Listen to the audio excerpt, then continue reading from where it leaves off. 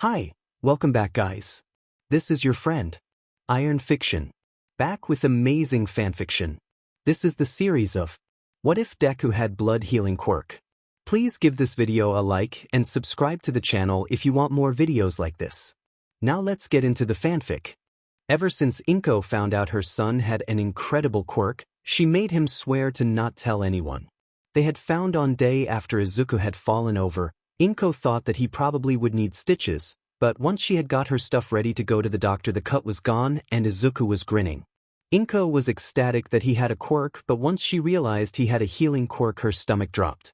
She never allowed him to register his quirk and never allowed him to use it outside of the house. Of course, it broke her heart that he would be seen quirkless in this world, but it would be better than forcing him into a state of constant anxiety and suspicion if his quirk was ever to be known. She would allow him to be like every other child in their neighborhood. She wanted him to have as much normalcy as possible before all sorts of people would eventually find out about his quirk. It was inevitable. Izuku wanted to help people indiscriminately and eventually would want to utilize his quirk. Inko knew that he would do so much good for others, but at the moment she just wanted her baby boy to grow up in a healthy and relatively normal environment. Izuku loved his mom. He understood that she had a reason to keep his quirk a secret, but he wanted to be like all the other kids desperately. It would make the tormenting go away and he would be accepted as a normal boy. It really got to Izuku when Kaken had finally decided to stop being his friend when they were Izuku wanted to play heroes and villains with Kaken and the others, but Kaken finally snapped. "You're a quirkless loser, we don't want your uselessness infecting us, so stay away." Izuku didn't think that Kaken was being serious, so he got up and laughed it off, believing it was Kaken just being Kaken, but it wasn't. The next thing he knew, the scent of burning flesh was suffocating him and heard laughter form around him. He grabbed his shoulder in reflex but instantly pulled away when he felt goo cling to his fingers. Eventually a teacher came over to see what was going on. Before Izuku could get a word in, Kaken had told the teacher that he had accidentally ran into one of his explosions. Despite the obvious lie, the teacher scolded Kaken for quirk use and sent Izuku to the nurse's office with a slip explaining the events with a note to call his mom to pick him up and take him home. By the time his mom arrived at the school, he had his burns treated and was waiting to go home. His mom came through the door in a rush and started checking him over. "Don't worry mom, it's been sorted out." Izuku really didn't want his mom to worry about him, so he brushed off her concerns with the thought of healing it once they got home. Inko singed him out for the day and took him to an ice cream place before going home to try and cheer him up. It worked. Since his mum thought it was an accident, the next time it happened a year later, instead of sitting on the floor, he ran into the bathroom and activated his quirk. He could feel the burn on his body and pushed his cells to start to repair the wound. He didn't need to wait until he had access to the brain because it was his own body. The process only took around 5 seconds before his skin was left with nothing but a small scar. He walked down to his locker and put on his PE shirt in favor of just telling his teachers that he had spilt something on his shirt instead of being inflicted with a severe wound. The next day, he put a spare shirt in with his PE kit for future inconveniences. The attacks grew more violent and regular as time went on. Sometimes Izuku would need to heal his own wounds in the bathroom because they would bleed out onto his shirt and leave massive stains. The first time his mum saw them, she started to freak out. Not wanting to cause any trouble, he just lied and told her he fell over on his way home. It wasn't worth getting his mum worried about trivial matters like this. Still, Izuku couldn't comprehend that people would be so violent towards someone because of a part of themselves that they couldn't control. He knew that he wasn't quirkless and that one day he would be able to use his quirk and the relentless teasing would subside, but he knew for some people that it would never stop. Having no way to change a mutant quirk or actually being quirkless and never developing one point blank. Present-day society needed to change, and if Izuku was going to help people, he was going to need to repaint the overall picture. Despite all the suffering, Izuku never broke his mother's promise. He kept his quirk to himself and pushed through his own turmoil to allow his mum peace of mind, even though his life would be quieter if everyone knew he had a quirk. He still hadn't broken it up to his last year of middle school. In fact, after years of prolonged abuse and a healing quirk, things get pretty routine. Go to school, greet the nice PE teacher that never questioned why he always needed to change shirts, do work in the library, Try to run from Katsuki, fail, heal in the bathroom, rinse and repeat. Luckily, Katsuki was smart enough to stop going for any visible places by the time they were 8, so it made hiding scars much easier. Due to the lack of friends at school, Izuku found himself drawn towards social media and apps such as Greenlight. The site let users message anonymously and had chat rooms and certain pages for different interests. After a while of using it, he had grown attached to a few other users. Big Pikachu, currently exploding, and Fuck Off I'm Tired. He had met them through different forums, and on occasion they would message between themselves but seemed to stick to demanding Izuku separately, not that he minded. Currently Exploding and Fuck Off I'm Tired were mostly online late in the day, so while Izuku was in school he would mostly end up talking to Big Pikachu. Big Pikachu insisted on Izuku using his name Kaminari, Izuku insisted on being referred to as Midoriya. The conversation was going on. He was sat at his desk waiting for the next teacher to appear and start the lesson. Kaminari made an offhand joke that made Izuku laugh. Despite his attempts at keeping quiet, the others in the class heard the foreign noise and looked at him with communal shock. Izuku hardly spoke in class, so to hear him laugh was an unheard of occasion. The one person who was in the most shock was Kaken. No one had made Izuku laugh besides him, and that was 7 years ago when they were 6. Now he was laughing at his phone, and no one knew why. Katsuki didn't like it. He was the one that was supposed to know what Izuku liked and didn't like, his weaknesses, pet peeves and favorite foods. He made sure he would be the only one when he basically forced everyone into isolating Izuku from the school's social network. Now someone else was talking to him and disobeying his orders. Katsuki got said. He was the best in the school, everyone listened to him. Hell, even the teachers did. He watched as the greenlit stopped laughing, a faint apology coming from his lips, and looked back down at his phone with a smile and started texting. I wonder who he's texting. Came from a few rows down. It was a girl with 2 braids and a pair of glasses. He's been texting them for a while now, huh? Yeah, seems so, must be a few months. Surprised anyone would talk to a freak like him though. You don't want to be affected by his condition. A few months? Had Katsuki really not noticed? Since when did the freak show have anything to smile about, let alone someone to message? Katsuki got up. Everyone in the class but Deku looked over. He was just sat smiling as he texted some irrelevant extra, not even flinching. He started to walk over to Deku, everyone's eyes on him as he did. It all dawned on them that what was about to happen wasn't going to be favorable towards Deku. Some people think that Katsuki is too extreme and needs to back off a bit, but no one would ever admit it in fear of any repercussions. Katsuki slammed his hands down on Deku's desk, making him flinch and shrink into his seat. Who the F are you texting? Katsuki said as he made eye contact with Deku. Instead of breaking it, he held his gaze and shrunk further into his chair. Deku looked down at his phone and looked back up to Katsuki. Just a friend. He hadn't stopped stuttering, so he clearly didn't change too much. Before Deku could react, Katsuki ripped his phone from the nerd's hands and started looking through the messages. Katsuki saw red. He had actually made a friend, not from their school but online. Who the F is this? He turned back to Deku and watched as he resisted the urge to grab his phone back. No one that you know. He goes to a different school. Is he a friend? He asked, malice embedded in his voice. The nerd didn't respond. He looked between the phone and Katsuki, not saying a word. Katsuki didn't like repeating himself. Deku knew this. He grabbed the nerd's collar and brought him to eye level, which was a few inches off the ground for Deku. No one will ever be friends with a waste of space like you. Leave the poor son of a bitch alone and do what I tell you. He dropped Deku and slammed his phone on the desk. As he was turning to walk back, he barely registered the fool pick his phone up. You're wrong. What? Katsuki turned to face Deku. I have friends for once.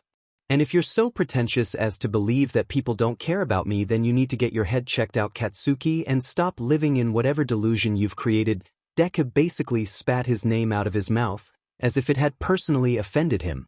His face went lax as he realized what he had done. Deku grabbed his bag and shot out of the classroom and closed the door just as the teacher was entering for the next class. Izuku registered the roar of rage and the footsteps behind him. He didn't need to turn around to know that Bakugo was charging after him. Teachers told him to stop running, but when they noticed Bakugo rounding the corner with just as much pace, they led Izuku by and tried to get Bakugo to stop running.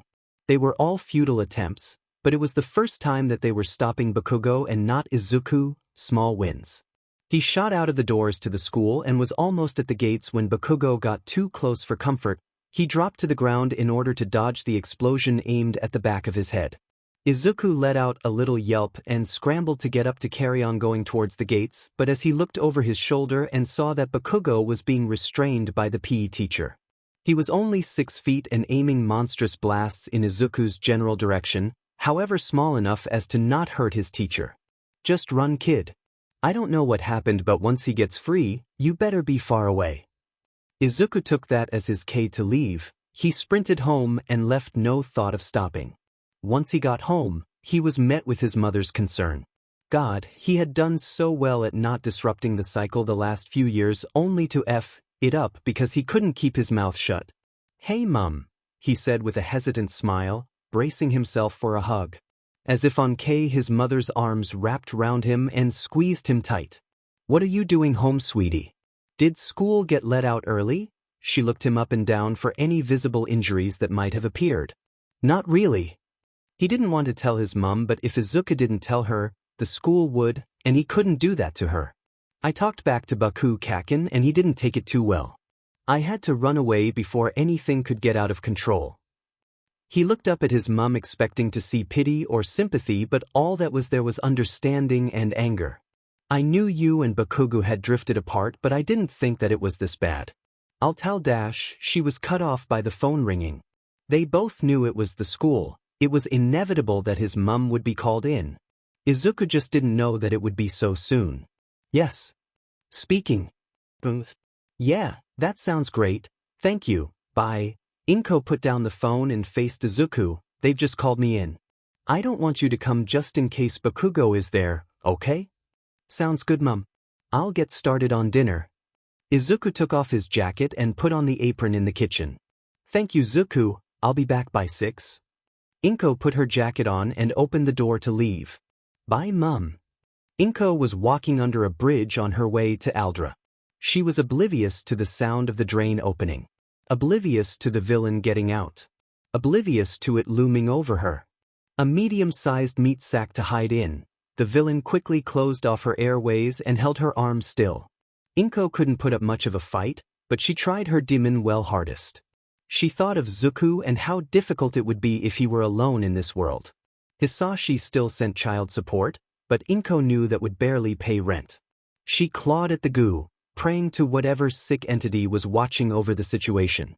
Her vision started to go black and eventually she slipped into nothingness. She didn't want to leave Zuku, but God, it was so peaceful. Zuku was on call with Kaminari whilst cooking dinner for him and his mum. So, you can cook, huh? Kaminari's voice came through the speaker. You're gonna have to make something for me one day. Izuku plated up the food and left it in the oven so that it wouldn't go cold too quickly. If you make it pro, then I guess we have a deal.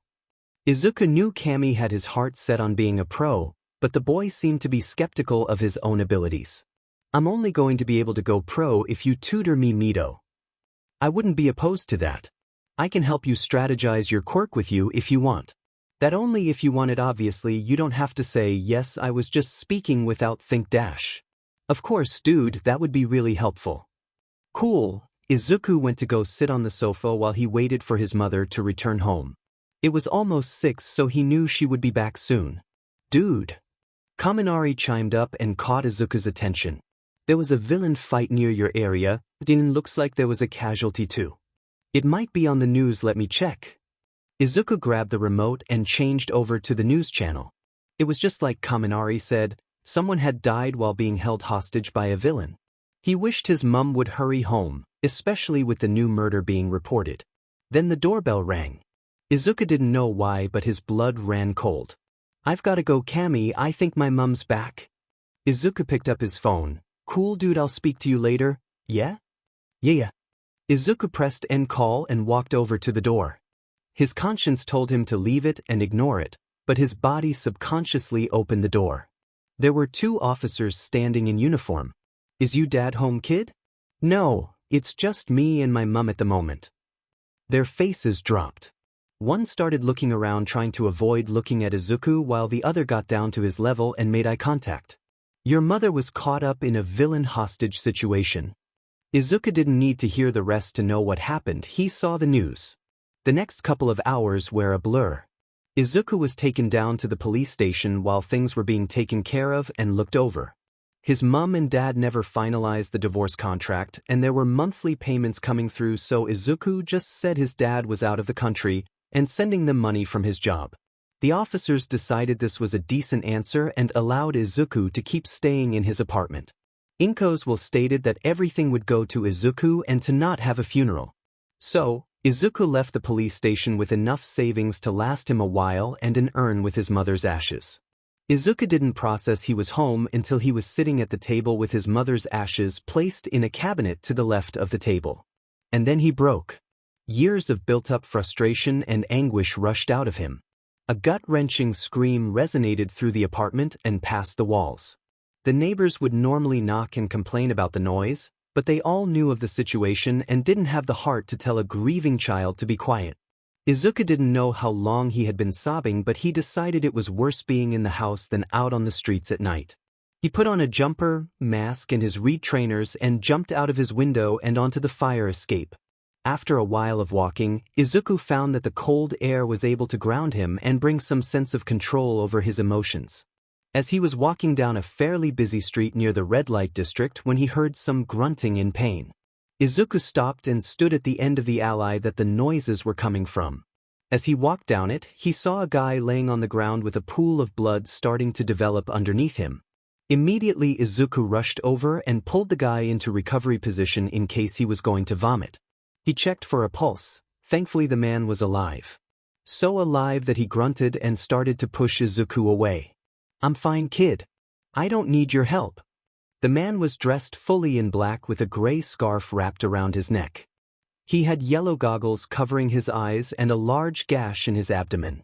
"Sir, I'm inclined to disagree with you. Is there a hospital near here that could help you?"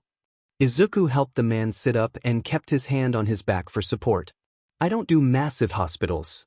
There's an underground clinic a couple of blocks down, I'll just go there." The man got up and began to stagger off but started to fall. Izuku grabbed his arm and allowed the man to lean on him. "I'll follow your directions, just lean on me as to no put too much strain on your wound." Izuku followed the man's directions and ended up standing in front of a door down an alleyway. The clinic advertised themselves as indiscriminate and open to everyone. "These places exist?" he said in a low whisper. "They aren't as common anymore, but there are a few around. They treat whoever pays and don't ask questions." Izuku opened the door and saw a few people waiting in a fairly new waiting room. Izuku and the man hobbled round to a door that had the sign and E hanging above it. "It's about to get a bit noisy, kid." Izuku nodded and watched the door open. There were around 10 beds lining the far wall and curtains pulled to give them privacy from the other beds. Half of them were occupied by various patients in various stages of pain. For workers were running around the ward all doing their own procedure, each seemingly unaware of what was going on around them. Izuku walked the man over to one of the beds and helped him onto it. The man took off his shirt and laid back with a sigh. One of the nurses came from around the curtain and tooted, "Eraser, I thought you said you wouldn't be needing to come back here for a while." She raised an eyebrow at the man. Despite being young, she held herself with confidence and knowledge of what she was doing. "That was the plan, but this kid insisted that I get checked out." He motioned towards Izuku, and the woman looked over to him. "Cheers, kid. Zashi would kill me if I left this dolt get killed. I'll finish up with this guy and be over as soon as I can, might be a while, so sit tight." Izuku looked at the wound and notices that it would just need stitches. "I can sort it out if it would be easier on you guys," he chirped up before the woman left. Both of the adults looked at him questionably. "It'll just need stitches, right?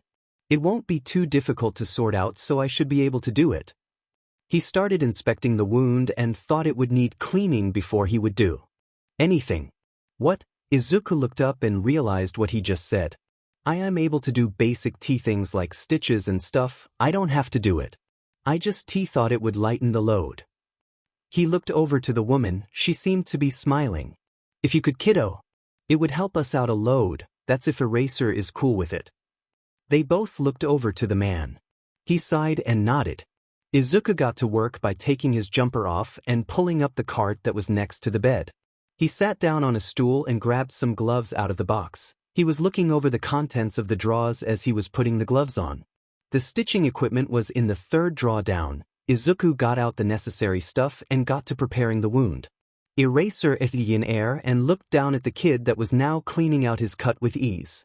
He readied the needle and thread. Before he started, he looked up at Eraser. This might hurt a bit. Do you have anything that you can bite down on? Aizawa put his scarf in his mouth and put his thumb up in acknowledgement that he was ready. Aizawa was not ready. It stung like a beach. He let out a muffled cry and bit down on his scarf. I'm almost done, just don't faint. Was this kid serious? He's stitching Aizawa back together with no painkillers and told him to bear with it. But the kid was right, he was almost done. The boy cut the last thread and sat up straight. He looked over his work with a smile and looked up at Aizawa. I'll get you a cold rag, gimme a second. He came back with a cold towel to put on his forehead to cool Aizawa down and clean off any sweat that was most likely on his face. Good job. The kid looked over from the cart and realized he hadn't given his name. Just call me Asclepius. Izuku said with a nod. Eraserhead, he nodded back. Obviously, it would have been easier to just use his quirk on Eraserhead, but he didn't want to cause a scene. If the man had been on the verge of death, then yeah, Izuku wouldn't hesitate to use his quirk. But until he meets someone in that situation, it's better to use his quirk as discreetly as possible or to just rely on traditional methods. Do you mind if I put on a bandage? Nah, go ahead. Izuku got out some cotton and a bandage from one of the cabinets opposite the bed. While facing away, he nicked his arm with a sharp piece of plastic and wiped the blood on the gauze. He grabbed antiseptic cream and put it over the top so Eraser wouldn't notice. It worked. He only needs to get his blood into a person's body to activate his quirk. This was the most subtle way Izuku could think of. Speeding up Eraser's recovery would benefit him in the long run. He walked back over to the bed and applied the gauze and bandage. You're unnaturally good at this. Eraser mumbled under his breath.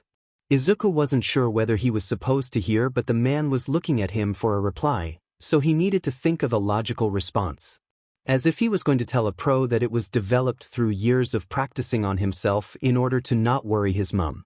Just practice, I want to be a doctor, so it would make sense that know how to do some stuff. Izuku taped the bandage down in place and took his gloves off. He grabbed a plaster that was on the counter and put it on his cut. Eraser didn't seem convinced by Izuku's answer but didn't get a chance to question it because the nice lady form before came round the curtain. I heard you were trying to become a doctor? She gave Izuku a mischievous grin like she had planned his next 10 years of life for him. If you want, you can do some work around here to get some experience. She had definitely planned his next 10 years. I don't think it's completely legal, he said, glancing to Eraser. I would love to, but I've got a lot going on and school exams are starting and, though, he was currently breaking the law through illegal quirk usage as he spoke, but no one knew that. Plus, he wasn't planning on going back to school, not with Bakugo out for blood. Whoa kiddo. Let's slow down for a sec, yeah? Izuku closed his mouth and started tapping his finger to try and give himself a way to keep up with his thoughts without mumbling. It's cool if you're busy, I was just offering in case you wanted to get a head start in medicine. And I wouldn't worry about this place being the most legal, no daylight heroes know about it. It's a gray place, so it's mostly just underground heroes and any other rats that find their way in here. A few patients and other staff members were listening into this conversation and decided to take offense. The nurse started laughing and ruffled Izuku's hair in reassurance. It was nice. It's the first piece of reassurance that he's received within the last 24 hours, and it wasn't even to do with his mother's passing. Izuku missed her. He'd barely been without her, and he was starting to come to the realization that he won't see her again. His thoughts started to speed up in his mind, causing his brain to fly out of control.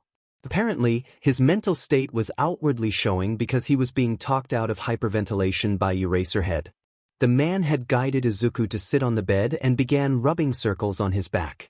Eraser had changed his own breathing pattern to make it slower and louder so that Izuku could fall into the same rhythm instead of his attempts at irregular, and to be honest painful, breathing. Once he had more control over his emotions, he wiped his tears. He felt like he was being watched, so he quickly skimmed the room and saw that one of the doctors was standing by the curtain in case things had gotten out of hand for whatever reason. After intensely staring at Izuku for a while, the man seemed to think that things had calmed down and walked back to one of the computers on a desk near the medical cabinets. Don't worry about him, it's just Sato being Sato. You wouldn't believe it, but he's actually very caring. Somehow Izuku could believe that. Anyway, Eraser interjected, "You good now, kid?" Izuku realized that he was still leaning on Eraser and sat upright. "Yeah. I didn't mean to cause you guys to worry, sorry." Izuku looked down at his hands in his lap and started picking at his fingers. "It's not a problem. That came out of nowhere though. You gonna be alright, Asclepius?" Eraserhead looked down at Izuku with concern. It was a slightly foreign concept that anyone, besides his mother and the PE teacher, would be concerned about him. "Asclepius?" "Yeah, it's what the kid wanted me to call him. Is there something wrong with it?" Eraser raised his eyebrow and glanced over to the nurse. "Not really. It's just a bit funny, considering the god of medicine is Asclepius." "Oh my god, I never thought of it like that. I swear I didn't mean to make myself sound like I have a god complex. I just thought that it would be a fitting alias to go by considering we are in a hospital and everything. I can change it to something more subtle if it's too much of a problem." Izuku had basically just word vomited on the two adults who had pulled him out of a fit of hysteria just moments before. Then he started using a name of a god. He wouldn't be surprised if they regretted letting him into the clinic, let alone treat Eraser. "Whoa, let's calm down a bit, yeah? I just thought it was a smart name, that's all." The reassurance subdued his re-emerging panic attack. "I'm Min Yamada, by the way. Just call me Yamada." She beamed at Izuku. However, he couldn't help but notice her first name was Chinese, but her family name is Japanese. Was she a foreign exchange when she was a kid? Probably not, because she would still have a Chinese family name. So, it was most likely adoption or one of her parents were Chinese. Bang on, kid. Izuku realized he had been muttering again. Despite Bakugu's forceful attempts at getting him to break the habit, Izuku found that it helped him study and memorize content from his medical and school books more efficiently. There was a reason why he was top of his class. But his habit made people around him uncomfortable and cautious, just like how the present situation was doomed to turn out. "I'm so sorry, you probably found that really creepy. I try and keep my mumbling to a minimum, but it gets out of hand quite often." Things just kept getting worse. First, he implied that he was a god, and now he had analyzed Yamada's family without having any previous information on them. The only adults that have shown interest in him in ages are definitely regretting the little time spent with him. Anything but. By the sounds of it, you've got incredible talent of analyzing that most hero companies would kill for. If you keep nurturing that talent, you won't have any problems trying to find a job in the future. Yamada was in front of Izuku in an instant. She had taken his hands in hers and was overly excited about Izuku's analysis, more than other people had ever been. It was another unfamiliar encounter that was throwing Izuku off. Or, Yamada carried on, "You could work here. I'm sure the others really wouldn't mind. You don't have to answer now, but I'd love to have you follow me around and help out around here." Yamada was dead set on having Izuku work at the clinic. "We'd pay you and everything. Just think about it, Asclepius." Yamada walked off, most likely to help out with the load of work that seemed to have sped up since Izuku had been there. "She seems to have taken a liking to you, problem child." Eraserhead was putting his shirt on and gathering his things to leave. Izuku took it as his K to get out of everyone's hair and followed Eraser out of the doors. "Problem child?" Izuku knew his voice broke on every syllable possible, but at the moment, his thoughts were preoccupied with the tragic nickname. "Things are a bit difficult at the moment, so I don't know whether to take up the offer. He'll need to get a job soon anyways." He hadn't realized that he had his mask on, so when he brought his hand to his face, he was slightly shocked. Eraserhead and Yamada never brought it up. Izuku left it to the possibility that they were following the clinic didn't ask questions rule. They hadn't asked about his quirk either. It was the first time he's spoken to someone as an equal since he made friends with his online mates. A child shouldn't have to worry about money. Shouldn't you be aiming to be a hero or something? Isn't that what most kids your age are doing? The pair were out of the clinic and walking out of the alleyway towards the main street.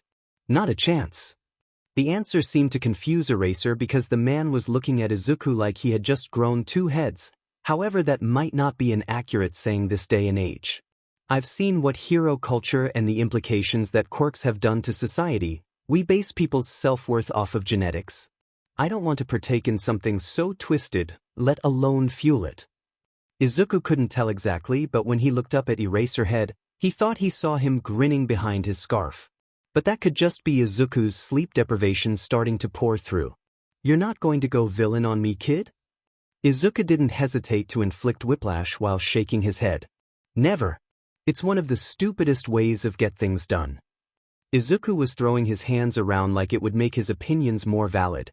As soon as your actions turn violent, you've lost any validation and credit you may have possessed. Tell that to the villains on the street. They need to have some sense like yours talked into them. Izuku laughed to that. So, what are you planning on doing then? Izuku debated on whether to not tell Eraser about his current difficulties. It would be nice to have someone aware of his current ongoing circumstances in case someone kidnapped him for his quirk. Plus, Eraserhead was a teacher at Ude. He was probably trustworthy. A combat medic. Eraser's steps faltered.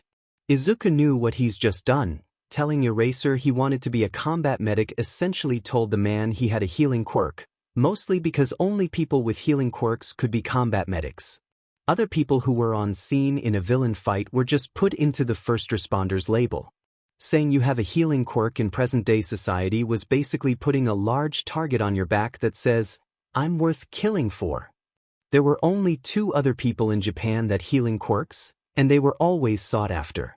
One was recovery girl who stayed in Musutafu and lower, while the other was repair mate who worked in Kanagawa and above. The 2 pros decided between themselves that it would be easier to split the country in half to even out the workload.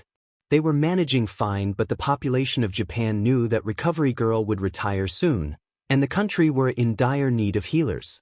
People online were speculating that the government were looking into buying halers from other countries. They were that desperate. Izuku trusted Eraserhead. Maybe it was from the presence he gave off? Izuku didn't know, but he took the risk. He needed someone to look over him now. His mum was gone in case something happened to him. You have a healing quirk? Eraser whispered in a stressed tone. Izuku just nodded. What the hell do you think you're doing out here this late at night? Your parents must be worried sick. Aizawa was looking Izuku in the eyes, then a look of speculation washed over him. What are you doing out? People with healing quirks get a supervisor to keep them safe. Izuku knew that this was going to happen. You should be able to take your bandages off by now. Aizawa looked down at his torso. He began unwinding his bandage and took off the cotton. There was a fresh pink scar in place of the deep cut that was originally there. Aizawa felt like a bucket of ice water had been poured over him. He touched the new scar in disbelief. He was wondering why it wasn't hurting as much as it normally was, but blamed it on adrenaline. Why? Before he could ask more questions, the kid started to climb a ladder onto a fire escape. If we're going to continue this conversation, I don't want to do it where other people can hear. He got to the top of the roof and climbed over. Obviously, Aizawa followed. The kid was sitting on the side of the roof and Aizawa sat and joined him. They were overlooking one of the streets in Musutafu with quite a few bars. It was 3 a.m., so most people were heading home or getting into cabs. My mum didn't want my quirk to be registered. She knew what the life of a healer would be like and wanted me to have a relatively normal childhood, bar the quirklessness. Aizawa now knew how the child had known about hero culture. He'd grown up with the quirkless label. It wasn't much better than the healer child lifestyle, but he would have freedom. The moment he would register his quirk, the government would put him on lockdown and have eyes on him 24/7. No child should have their privacy invaded like that, even if they were a valuable asset to the country. However, I lost my mum yesterday. Did you hear about the villain hostage situation yesterday? Aizawa froze. He didn't know how to deal with people in mourning. Normally he'd rescue the victim and be gone. The police would handle anything else. The kid took it as a yes and continued, I thought I'd be more of a mess about it. I've always been emotional. but knowing she's at peace gives me some clarity. I would keep my promise to her about not registering my quirk, but when I could have been there to save her. He didn't continue, and when Aizawa looked over he saw a very confused and lonely child. A child who had just lost his mother and was living with a quirk that could put him in very dangerous situations. What about your dad? Aizawa put his hand on the kid's back and started to rub circles. Hizashi did it for him when he uses to get panic attacks, so it should work for the child. He's been out of the country since I was 4. The kid's mum didn't tell his dad about his quirk if he left when the boy was 4, must have not been the most trustworthy. I was going to register my quirk tomorrow considering I have the week off. My school doesn't really do quirk equality, so without my mum for support I don't think I could go back, even if I'm not exactly quirkless. The kid's tears had made the top of his mask wet. He didn't move to take it off. Aizawa wasn't about to force the kid to share his identity even if he was going to be on the front of every newspaper by tomorrow. As if he was reading Aizawa's mind, Asclepius took off his mask and took in a deep breath of the cold night air. The kid was young, very young. Aizawa thought he would be in high school. The way he sometimes acted did seem quite young, but the kid's knowledge seemed to be on par with adults. He had freckles all over his nose and mouth. Aizawa had seen that he had them but only briefly processed them. Now he was looking more closely, he saw just how many there are. He still had the soft jawline and pudgy cheeks from being a child, though he would most likely grow out of them. Midoriya. Aizawa was pulled out of his thoughts. I'm Izuku Midoriya. For once Aizawa didn't feel shocked. He just nodded simply with a slight smirk. Shota Aizawa. I'll walk you home. Aizawa got up and started going down the fire escape, no doubt in his mind that the kid was flowing him. He just poured his heart out to Aizawa. People don't do that to people they don't trust. Why the kid trusted him went over Aizawa's head, but he was grateful that the boy did. Whereabout is your house? It's a few streets over. Midoriya led the way. The kid was clearly tired. Before he had the chance to faint, Aizawa had the kid on his back. What are you doing, sir? The pro had to hold in a smile from the boy's reaction. You looked like you were about to pass out on the spot. Aizawa turned left down a street. My house is the other way, sir. Midoriya looked down the street he would usually go on his way home. It would be more of a pain to let you faint, plus I'm not letting a 12-year-old boy live on his own. What were the social workers thinking? Aizawa sighed at the thought. Hizashi wasn't going to live this down when he saw this. You really don't need to take me to your home, I'll be fine on my own. Plus, once I register tomorrow, I'll have someone with me all the time anyway. Midoriya's attempt at trying to get Eraser to let him live by himself fell on deaf ears. The thought of letting a kid stay in an apartment on his own after his mother has died would haunt Shota till the day he died. Midoriya had apparently realized that Aizawa was clearly not going to let the kid be alone because he ended up resting his head on Shota's shoulder and falling asleep. The walk back to the apartment was quiet. He opened the door and walked into the kitchen. Sup, Sho? Who is that? Hizashi was in joggers and a crewneck. His hair was tied up in a messy bun. He put down the spoon he was using to make a cup of coffee for them both and walked over to the sofa to get it ready for the kid to sleep on. Shota followed and set the kid down as gently as possible, because from what he could tell, the kid has had the most hellish day imaginable and no doubt needed the rest. He found me and took me to your sister's clinic. Then dropped a bombshell on me. Shota walked over to the kitchen. Hizashi followed him through. That bombshell being? His mother was killed in the villan attack yesterday and has an unregistered healing quirk. Shota said it in a low voice in an attempt to not get too overworked. It was working for the time being. Hizashi was speechless. The public saw him as loud and very enthusiastic, but as were most things in the hero world, it was just a persona. At home he was calm and talked in a reassuring tone. Occasionally Shota would need to activate his quirk if Hizashi lost control of his voice, but that was very rare. So, you brought him here? Don't get me wrong, Sho, I love that you've taken to someone, but doesn't he have his dad or a home to get to? His dad hasn't been home since he was 4. For some reason the social workers let him stay on his own. I wasn't about to let the kid go home to nothing, especially not once he's just lost his mother. Hizashi seemed to understand and pulled Shota into a hug. You have a soft spot for the kid already, huh? Shota rolled his eyes and sighed. He pulled away and picked up his coffee. He was talking about getting his quirk registered tomorrow, so I was going to go with him. Aizawa had called in some favors before he went to bed. He knew for a fact that the rat and recovery girl would want to be involved in the problem child's academic upbringing. Midoriya was going to be around for a while, so Eraser knew it would benefit him to get the kid in a stable condition. But first Midoriya wanted to get his quirk licensed. Fair enough, but Aizawa wanted to have some input in the strict conditions the kid was going to inevitably be put under. That's where his favors would be used. Aizawa had many people around Japan that owed him, 2 of them being Recovery Girl and Nizu. Sure, they would do it for free, but he didn't want the kid to feel like he was indebted to the 2, especially not Nizu. He'd gotten it sorted out by 5:30 and put a futon next to the sofa and took a nap. He knew it wasn't going to be a good night's sleep, but it was better than nothing. Izuku didn't wake up in his bed. He didn't need to open his eyes to know that, mostly because there was someone making coffee and another watching the news somewhere near him. It didn't feel right watching the news, probably never will. He wished yesterday had just been a fever dream and his mum would wake him up for school. No luck. He hadn't had much luck, but it was worth trying. "You awake, kid?" Turns out that it was Aizawa that was watching the news. "We're going to the registry office in a couple of hours, so go and grab a shower. There are some clothes in the bathroom that'll probably fit you." Izuku sat up and looked around. The apartment was nicely decorated. Blacks, whites and yellows were the most common colors. It wasn't anything too fancy, but it was very homely. "Just down the hall on the right." Izuku nodded and pulled the blanket off of himself. He plodded down the corridor and went into the bathroom, locking the door behind him. He got in the shower and turned the heat up. The hot water grounded him back into the present, where he was really in a hero's house, and his mum is dead, and he's about to break his last and only promise to her. Izuku couldn't help it, he started crying.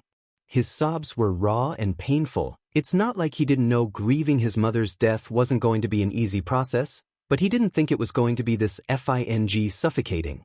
All of the regret and distress rose to the surface and destroyed the wall he had created. One that he put up to keep his mum from worrying about him. But now that she was gone, there was no need for the emotional strain. He got up from the ground. Sometime during his breakdown his legs gave out. A slight bruise was starting to form on his legs, but there were no major injuries that should be healed. The clothes that the hero had given to him were black and massively oversized for Izuku's frame. He had to roll up the cuffs of the sleeves and joggers just to keep himself from tripping over. He put his towel around his neck to catch any water that fell from his hair and unlocked the door. Eraser was with Hizashi in the kitchen. They'd both agreed that it was morally wrong to listen to the kid cry. It was probably the first time he was able to sob without having to pull himself together for the people around him. The pair were starting to get worried. Midoriya had been in the bathroom for 45 minutes. When they heard the door unlock, they walked into the living room to make sure the kid was okay, didn't need anything. Midoriya walked down the hallway and into the living room with the pros. The clothes Aizawa had given the kid were way too big. It was almost comical.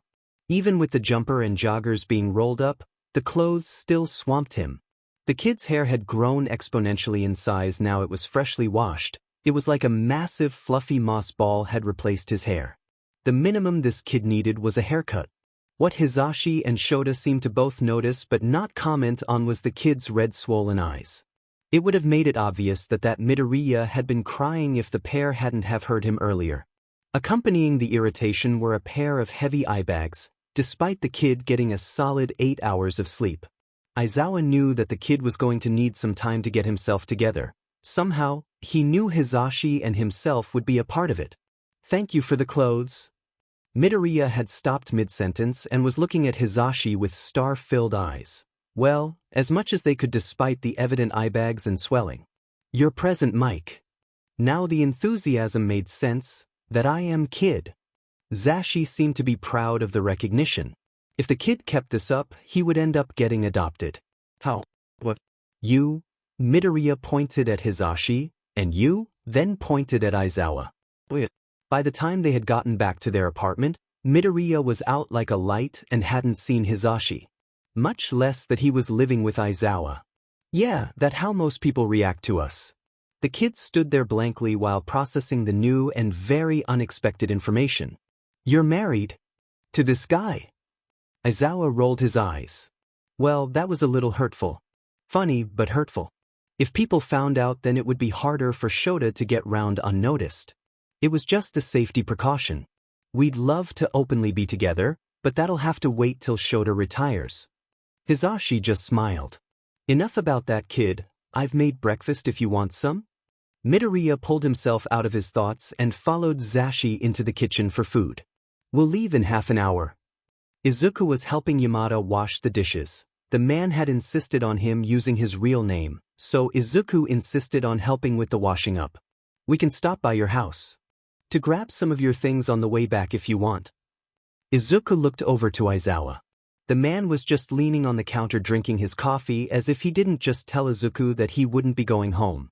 Why would I need to get my things? Sure, once he registered his quirk things would be more restrictive, but he never thought he wouldn't be allowed to stay in his own home. The pair shared a knowing look before Yamada spoke up. Midoriya, once you tell people about your quirk, you immediately become a target of quite a few people's attention. But you knew that because you kept your quirk hidden. Aizawa interjected. I mean, yes, but what's this got to do with not going back to my apartment? I've contacted a few of my colleagues and have made preparations for after you've registered your quirk. Aizawa finished off his coffee and walked out of the kitchen area and down into what Izuku presumes is the pair's bedroom. All Izuku could say was, why? He tried racking his brain for any possibilities on why the hero wouldn't explain things to him, but nothing would make sense. He looked over to Yamada for answers, but the pro only chuckled and walked after Aizawa in silence. He looked like he knew something Izuku didn't. The three of them were getting ready to leave. Izuku and Eraser were going to the registry office while Yamada was going on patrol. Present Mike was out of the apartment first, leaving the other two to lock up. You ready, kid? Izuku nodded and followed Aizawa out of the apartment complex. The apartments were behind other buildings, almost protected from view by them. The complex itself wasn't anything fancy, it was the same architectural design as any other accommodation in Japan. Izuku didn't expect the heroes to live in some grand mansion, but he thought that it would be slightly more impressive. It's unsuspecting, Aizawa looked down at Izuku before they got into, presumably, Eraser's car. Only heroes live here because of how basic it is, others just stay here because their friends are only a few doors down. That made sense. Heroes are only human. It would be normal that they would want some portion of their life to be ordinary. The car drove out of a gate and pulled onto a main road. Despite the pro emphasizing that heroes wanted normalcy, Izuku was sat in a very fast and very expensive car. He and his mum never had their own car, they would mostly use trains, and even when they were in a car it would be a cab.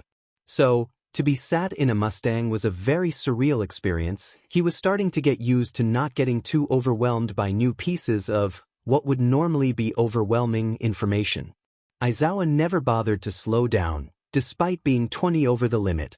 Izuku knew that hero-registered vehicles didn't have to worry about speed limits, but he thought that the hero would slow down in a school lane. He was wrong. Izuku kept his head down as to not make eye contact with the people shooting glares at the car while they were waiting at a red light. With Aizawa's driving, it only took them 10 minutes for what was meant to be a half-an-hour drive. The car went past the main parking area and down the road to a hero parking lot. Izuku was thankful for the hero benefits, purely because the hospital seemed to be extremely busy, especially for midday Wednesday. The office was located in a hospital in case people with unstable quirks needed to be dealt with if they got out of control or injured a user while doing a demonstration. Aizawa and Izuku got out of the car and walked over to the office entrance. The reception area had rainbow glass panels up the front of the building, so that the sun that shone through casted the colors onto the ground. Despite the building being part of a hospital, the atmosphere was light. There weren't any grieving families like there would be in the reception and waiting room of the main hospital building. Aizawa walked up to the receptionist. Got Izuku Midoriya here for his appointment. That confused Izuku. Normally you would grab a number and wait in line for your appointment. Apparently, this confused the other people in the waiting area just as much, because murmuring immediately broke out. A random man with pure orange eyes walked up to Aizawa and started getting in his face. You have to get in the line, man. Some of us have been waiting for 3 hours. Just wait your turn, you dumb F dashed. The pro just pulled Izuku closer to himself to keep him away from the aggravated man, while still looking at the clearly panicked receptionist. He just ignored the man. Before things can escalate, the receptionist spoke up. Of course, just follow me. Izuku looked over his shoulder to apologize but was pulled along by Aizawa with his hands still on his shoulder. No time for them, kid, they are about to be the least of your problems.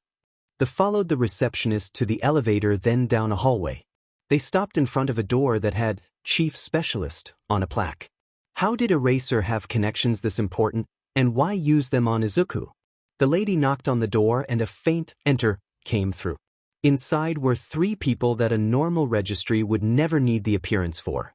The Vice Hero Public Safety Commission executive, Recovery Girl, and Nizu were all sat around a table. A man who was sitting there when the 2 originally entered was now walking over to Aizawa and Izuku. Said man now had his hand out for Izuku to shake. Oda Naoki. Izuku took it in order to not be impolite. However, Eraser was making his way over to the table to sit down. The man gestured for Izuku to take a seat beside Aizawa and sat down himself. I have a feeling this won't be a regular quirk check. Izuku said, looking towards Eraser with speculation. That it won't. Nizu spoke up. He raised his hand in elation. You are a very rare case, Izuku Midoriya, but I'm sure you know this.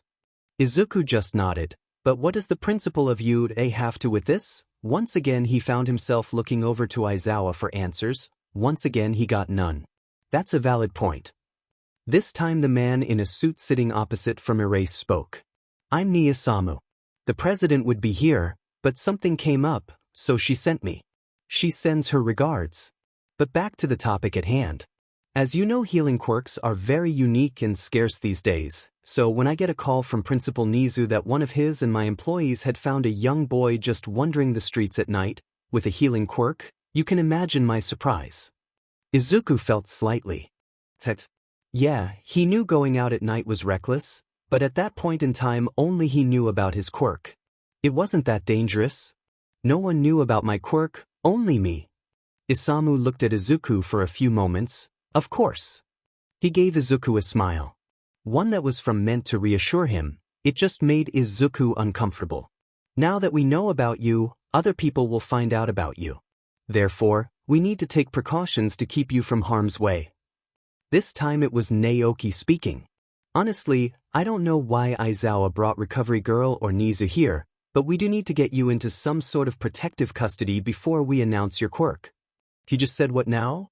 Announce his quirk? 2. Izuku didn't want to be in the spotlight. He didn't want people to follow and register his progress.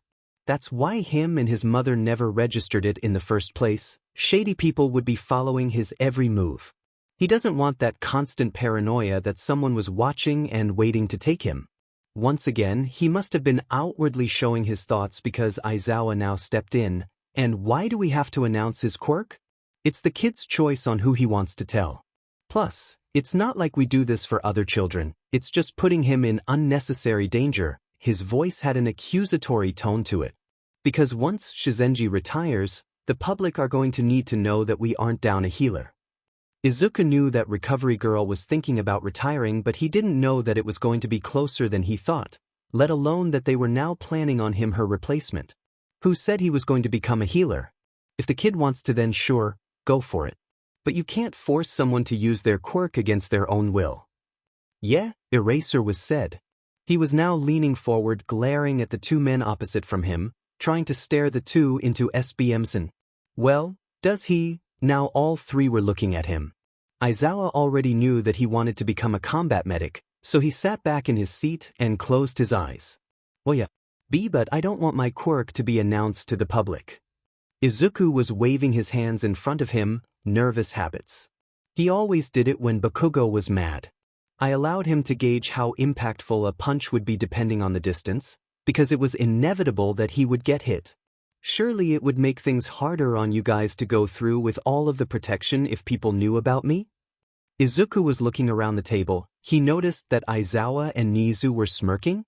And that's why we were going to allow you to stay in UA. You'd be overseen by Recovery Girls and under the protection of all our staff. All heads, bar recovery girl and Izawa looked at Nizu. That's only if you want to, sweetie. It was the first time that recovery girl spoke throughout the basically conference. She didn't seem to have the same self-indulgent thoughts that a couple of the others did. Why was this never talked about with the HPSC?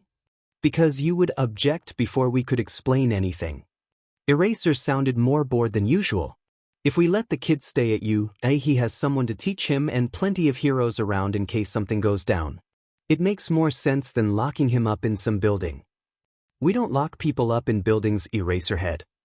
It gets pretty close though. Right, Shizenji? The healer didn't respond to the question, but everyone at that table didn't need an answer. Izuku was glad that he was being given the option to go to UA. We've made all of the necessary preparations already. All we are waiting on is young Midoriya. Nizu smiled and hopped down off of the chair. Eraser will bring Midoriya over once a description of his quirk has been given. I have to get back to my school, but I'll see you later, Midoriya. And with that the principal walked out of the door, leaving no room for arguments. Isamu sighed, got his things together and got up to leave. He stopped at the door and turned to the remaining four. I will be talking things through with Madam President. It was nice meeting you, Izuku, Midoriya. It almost sounded like a threat. After the door closed behind him, Izuku let out a breath he didn't know he was holding. Why did things have to become so effing difficult? This meeting was only meant to be a registry, not a negotiation on where he would live. That's even if you could call it that. Nizu shut down any possibility that Izuku would go with the HPSC. Everyone had planned this all out before he could even realize what was happening. It even seemed like this wasn't even decided on today, proof lying in that fact that Yuta had already prepared accommodation for him. Izuku was starting to think that it would have been better to never talk about his quirk at all. He'd have to wait things out, but he knew his life wasn't going to be as quiet from now on. Izuku spent an hour writing out a description of his quirk. The gist of it was that he needed to get his blood into somebody else's body in order to target certain injuries and speed up the healing process. The more blood in someone's system, the faster an injury healed. If he overused it, he would get a high temperature and eventually pass out. Of course, there was the issue of blood loss if he overused his quirk or didn't use the correct amount of blood. A copy of the form was given to Recovery Girl and another put in his file. With that, Izuku now had a registered quirk. The trip down to the car and to his house to pick things up was rather uneventful. Not including the fact that Shizenji was getting a ride back with the both of them and basically forced Eraser to go at rational speeds, something about having no sense of self-preservation. Izuku didn't know what she meant, but the lady insisted Izuku would understand after a while. Once they got to Izuku's apartment, Recovery Girl said she would stay in the car. Izawa got out of the car to let Izuku out. The back doors had child lock on. Izuku pulled out his key and opened the door. Nothing had changed from when he'd left. Dust had started to set in some places. He walked further into the apartment, intent on getting what he needed and getting out. He hadn't realized how somber the apartment now felt to his mum. He walked straight to his room after telling Eraser to sit on the sofa whilst he waited. He grabbed a bag from his closet and started stuffing clothes into it. He made sure to grab his phone charger and laptop. His phone died after he got to the clinic and forgot to ask to charge it.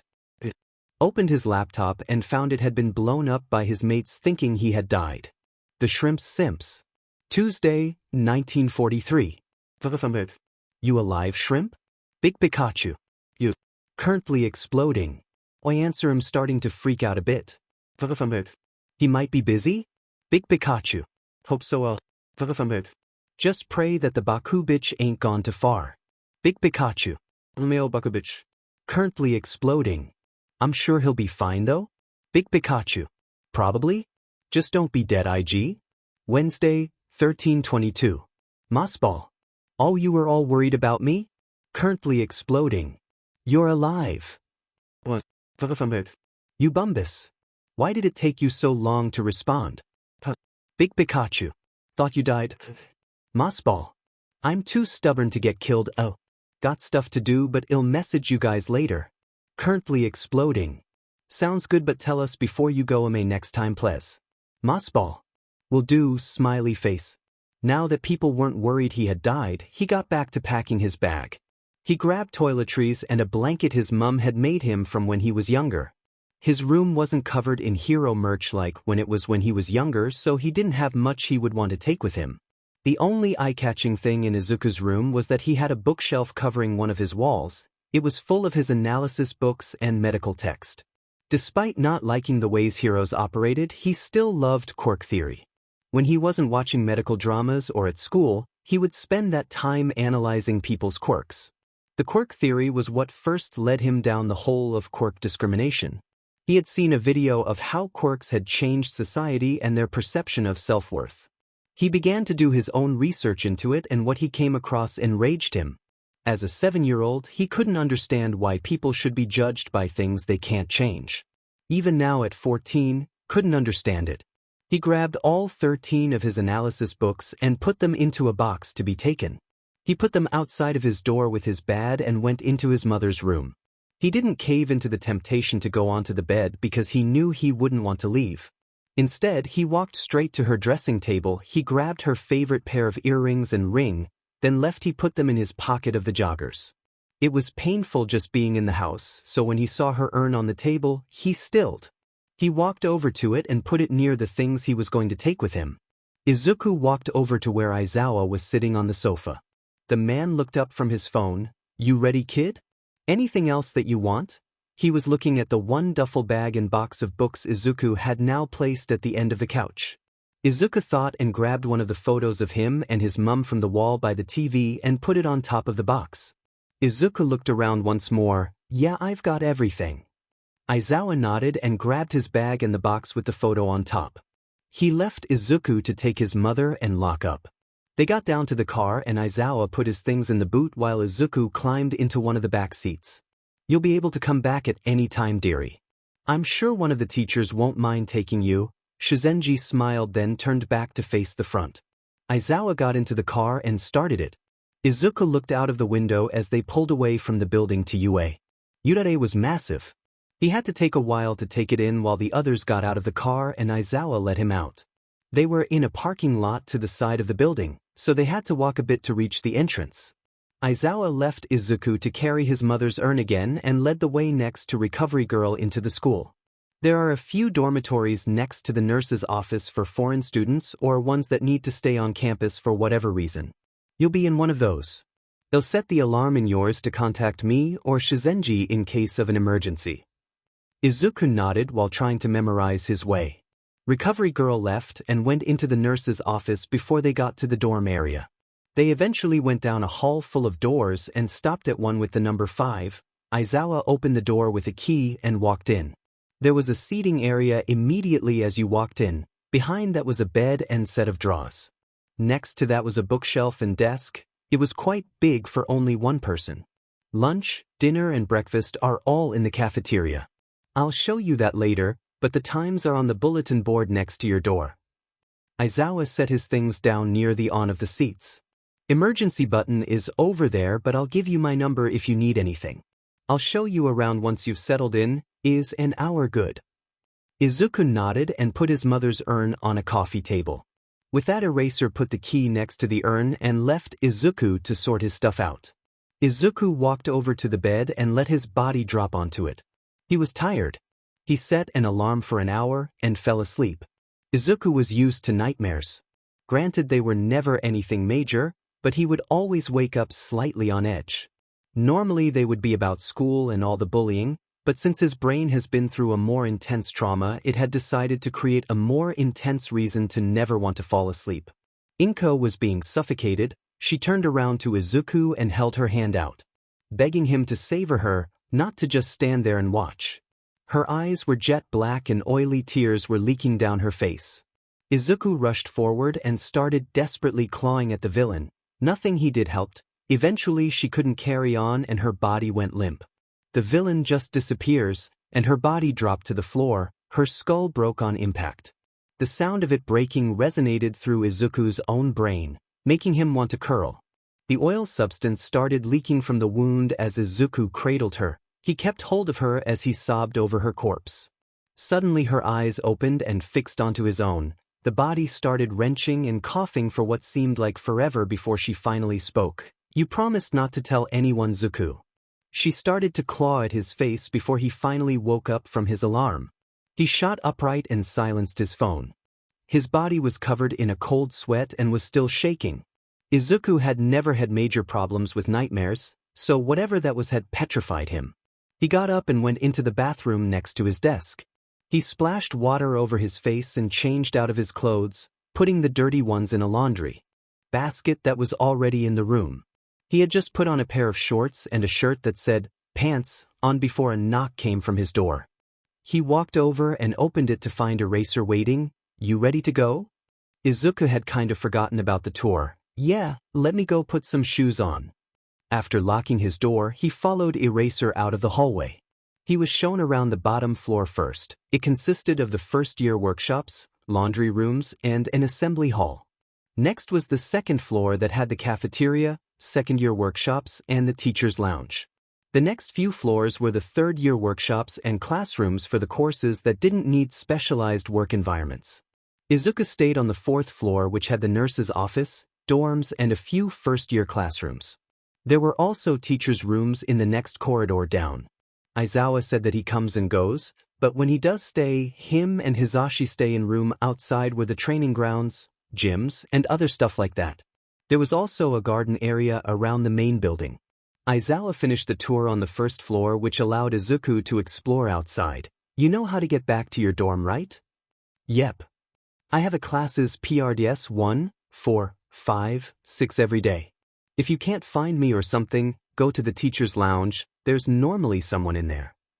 Aizawa ruffled Izuku's hair and walked back into the building. He said he would spend tonight at the school in case Izuku needed anything. It was now 3:30, so most kids have left or were making their way out of the grounds. Izuku was getting some strange looks, mostly because he looked younger than most of the first years and wasn't wearing a school uniform. Instead of sticking around and collecting confused glances, Izuku started to walk around the grounds. There were signs put up over the campus, so people didn't get lost. There were trees and plants everywhere. Some buildings had ivy growing up the sides of them. Izuku had to admit that it made the school more impressive. "Ah, young Midoriya." Izuku was pulled out of his thoughts by Nizu? What was he doing here? Sure, it was his school, but what was he out here? "Are you free to talk?" the small rat smiled and sat on a bench. "Yeah, I haven't got anything to do so." Izuku sat down on the bench. "What did you want to discuss?"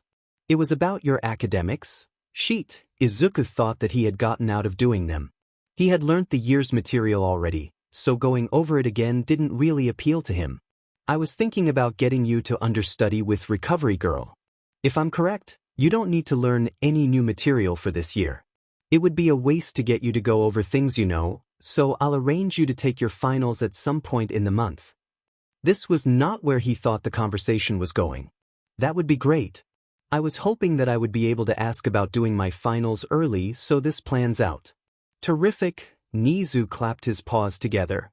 "Is there anything else I could help you with?" "Well, I was offered a job at a clinic in town. And I was just wondering if you would be able to go." The mammal brought his paw to his chin. "Has anyone seen you use your quirk?" "Definitely not. I didn't disclose it to anyone but Eraser that night. I think I could work something out. You wouldn't be able to go every day, but I'm sure one of the teachers wouldn't mind accompanying you while you go." Izuku beamed. At first, he wasn't keen on the idea of working at the clinic, but now it seemed like a good opportunity to improve on his traditional medical skills. "Thank you very much, sir." Izuku got up and bowed. "Don't worry about it. I hope we can do anything to help you feel comfortable here at UA. It's almost dinner time at the cafe. I'd suggest you get there before Vlad King. He tends to get rather enthusiastic about lunch rush's food." With that, Izuku took off towards the cafeteria. He'd gotten there before Vlad King, but he wasn't the first in the room. A couple of teachers were eating and talking together. A few of the students were as well. Izuku grabbed a tray and went over to lunch rush. He ended up getting katsudon and a cup of tea. He walked to a table near the window. He could tell that some of the other children were looking over at him. It only made him slightly self-conscious. They all just kept their distance and occasionally looked over. Izuku didn't mind. It just meant that he would have a quiet life at UA. Well, He thought that until a student entered the room, he saw Izuku and made straight for his table. You're the person Eraser brought in, right? You have to be. He mentioned something about unruly hair. The student didn't mean to be so straightforward, but Izuku put his hand over his head in an attempt to get it to flatten out. Izuku hadn't had a haircut in a while. He might need to get one soon. Why is that me, I guess? What do you mean by Eraser's kid? Oh, that. It's just Eraser never brings kids into the dorms, let alone younger ones. It seems that you are the exception. Leave the kid alone, Mirio. You're just here for food after training, right? Grab it and let's go. This time it was a more reserved student that spoke. He had his shoulders hunched in order to be a smaller target. Even though U.A had strict rules on bullying and oppressive opinions.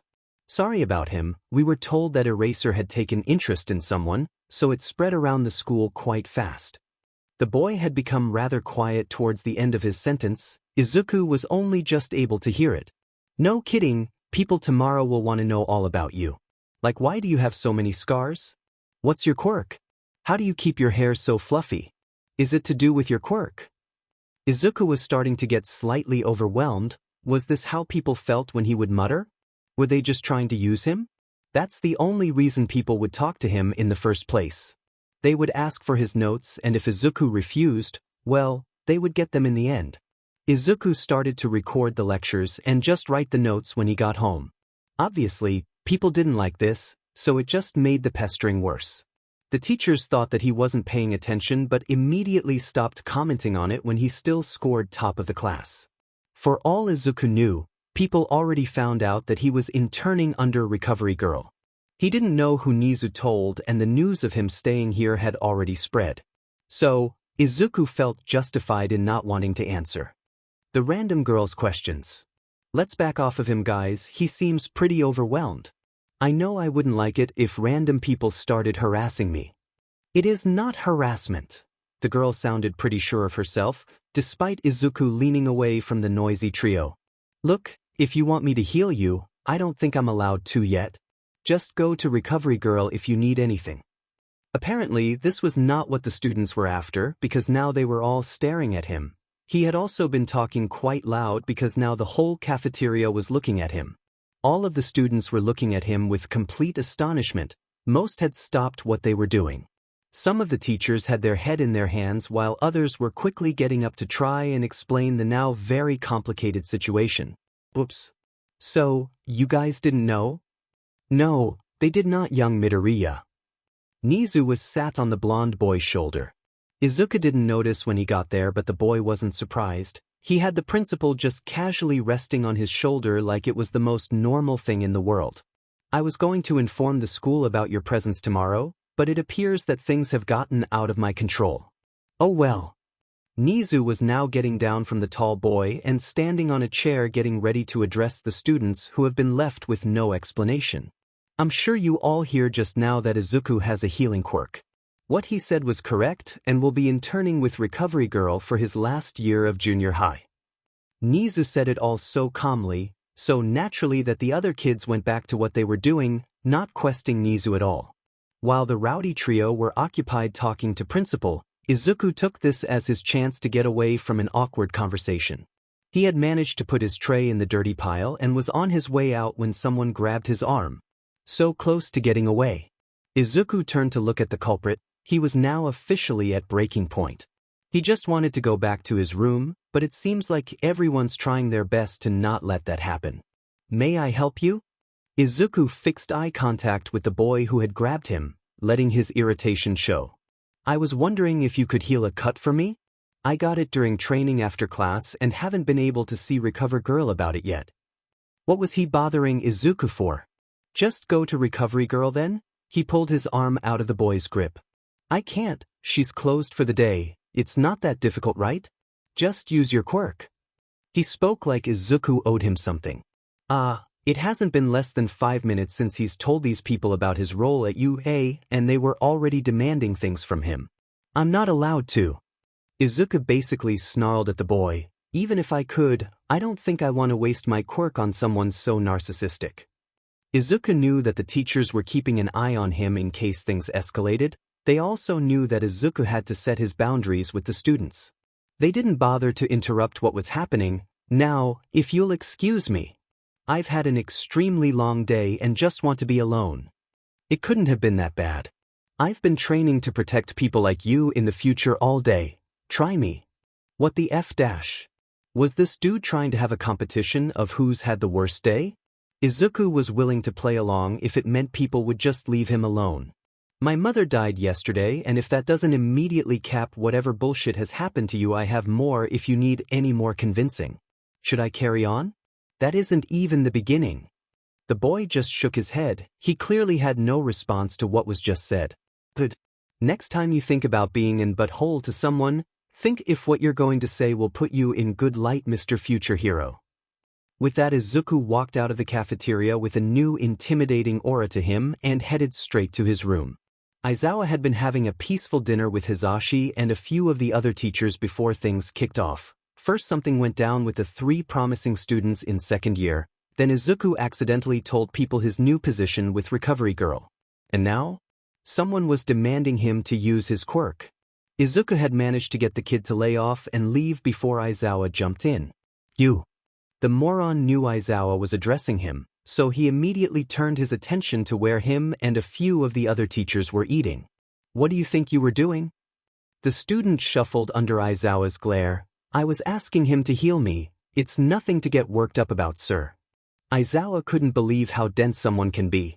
He said no, just because you have a wound doesn't mean he's obliged to heal it. Listen when someone says something, one day it might be something that could save your life.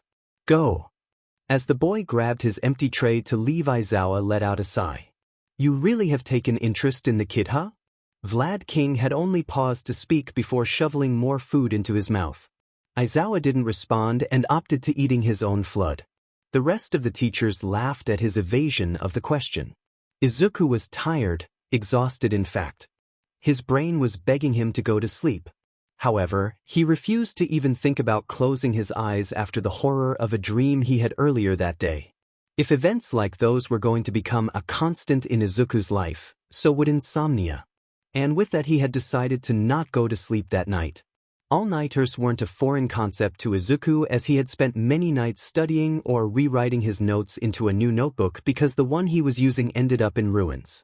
He was on his computer watching a pre-Quirk movie when his phone lit up with a notification. You awake, Aren? Mossball. Definitely. I don't think I'll ever want to sleep again. Join the party. Me and Exploding have been waiting. Mossball. You both thought I was going to join your insomniac gang? I don't know whether to be offended or slightly impressed. Impressed. Definitely impressed. Mossball. You able to call RN? Izuku was beginning to think that Tired had ignored him before his phone started to buzz. You did want to call. Well, if you're going to be up all night, might as well have company. What about school tomorrow? Don't not go to sleep because I wanted to talk. Izuku was only slightly regretting calling Tired, mostly because this doofus was going to be burnt out at the end of the day tomorrow. Trust Izuku, burnout wasn't the most enjoyable experience there is. And what about you? You go to school too, dumb butt. Tired would have had a point if it was 3 days prior. That's where you're wrong, Tired. I don't have regular school hours anymore. Izuku spoke with false understanding in his voice. I've basically finished middle school now. I know that it might be difficult to know that I'm smarter. Izuku was cut off by Tired before he could carry on with his performance. If you're smart, then I'm energized. Tired had a point. Izuku could be slightly dense in some cases, but Izuku wasn't talking about street smarts. I am smart. I was top of my class for like 3 years. Teachers hated grading my papers because what I wrote about was beyond their comprehension. And common sense goes beyond yours. Izuku made a very audible gasp. At least I can talk to people. Mr. Whoever Moss makes friends with will be good enough for me because I'm too standoffish to make my own. The rest of the conversations went on like that until 7 in the morning. The only reason Tired had to end that call was because his mother was calling him to go down for breakfast. If it weren't for that, Izuku knew that their chat would have lasted much longer, and never once did Tired ask about wanting to call or why he didn't want to sleep. His friends never really pried into his thoughts unless he initiated the talk. Izuku got changed into some shorts and a long-sleeved t-shirt this time. The second-year girl's question about his scars last time made the whole encounter with the students slightly more distressing than it should have been. The times for dorm students to get breakfast was 6:30 to 8 o'clock, so Izuku had plenty of time to grab some food and eat. He trudged down to the cafeteria with his slippers on and grabbed a bowl of cereal that was on the menu. There were other choices, of course, but Izuku still didn't have much of an appetite. Some students were mostly in their uniform, others had their bags and were completely ready. However, almost all of them were watching Izuku like a hawk. He felt like there were a pack of wolves waiting to pounce. Was this what going with the HPSC would have been like? Constant surveillance? No privacy? A chill was sent down Izuku's spine. Izuku turned to find somewhere to sit. Almost immediately all of the eyes that were focused on him turned away. They didn't want to make eye contact. That suited Izuku just fine. He started to walk over to the table he sat at yesterday when he heard someone call his name. "Mr. Midoriya, could I have a quick word?" Izuku turned to try and find the person the voice belonged to, but no one was there. His face grew a skeptical and searched the other kids for any sign that someone had talked. It was the principal. Kids shouted at him from across the table, "It means he wants you in his office." It took Izuku a moment to register the information, then began to make his way to the principal's office. "You've still got your cereal in your hands, by the way, dumb butt." Izuku stilled. Some of the students dropped their heads as to not catch his attention. Izuku slowly turned his body. He brought a spoonful of rainbow hoops to his mouth and ate them. After showing whichever moron it was that he wasn't going to give up his food, he carried on out of the cafeteria.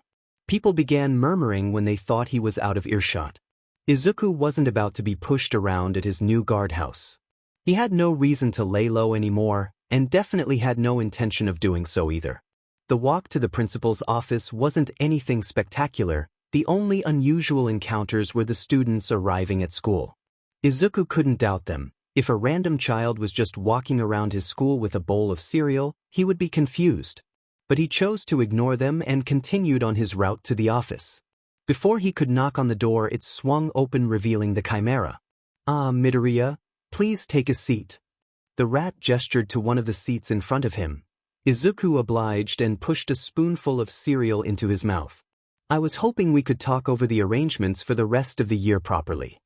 It was the beginning of October, so the school year was only a month in, leaving Izuku plenty of time to start on the new medical course he was going to be taking.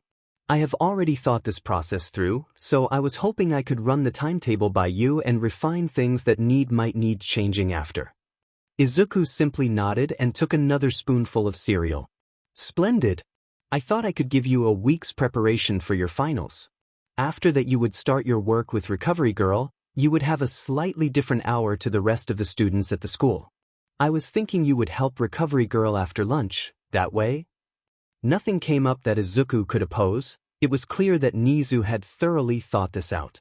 He only had questions about visiting people and his home. "If you want to go to your home, I'll get one of the teachers to go with you. Were you hoping to go this weekend?" "Yeah, I was actually going to meet up with someone, but things happened.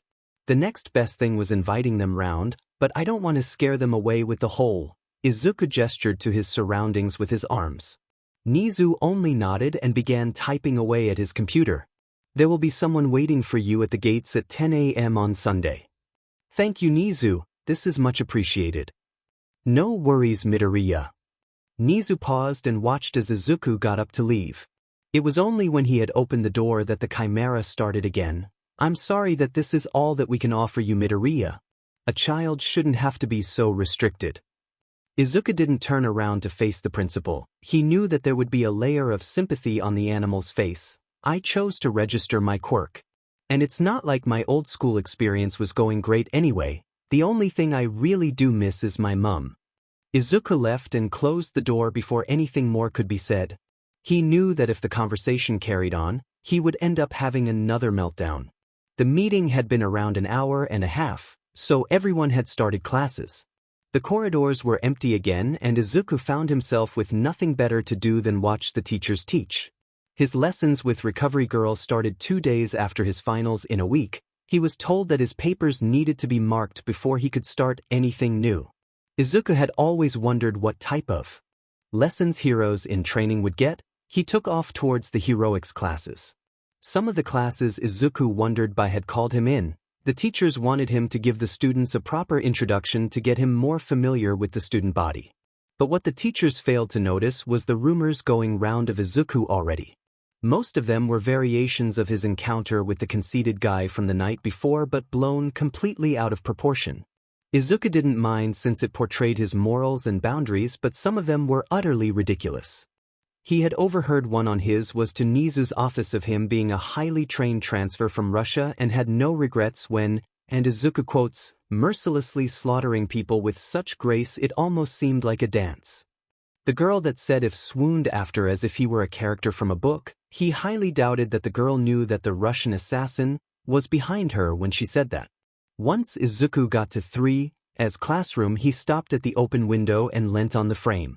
It was Yamada teaching, so he didn't feel pressured to greet the man. He just watched as the man taught an ordinary English lesson to his students.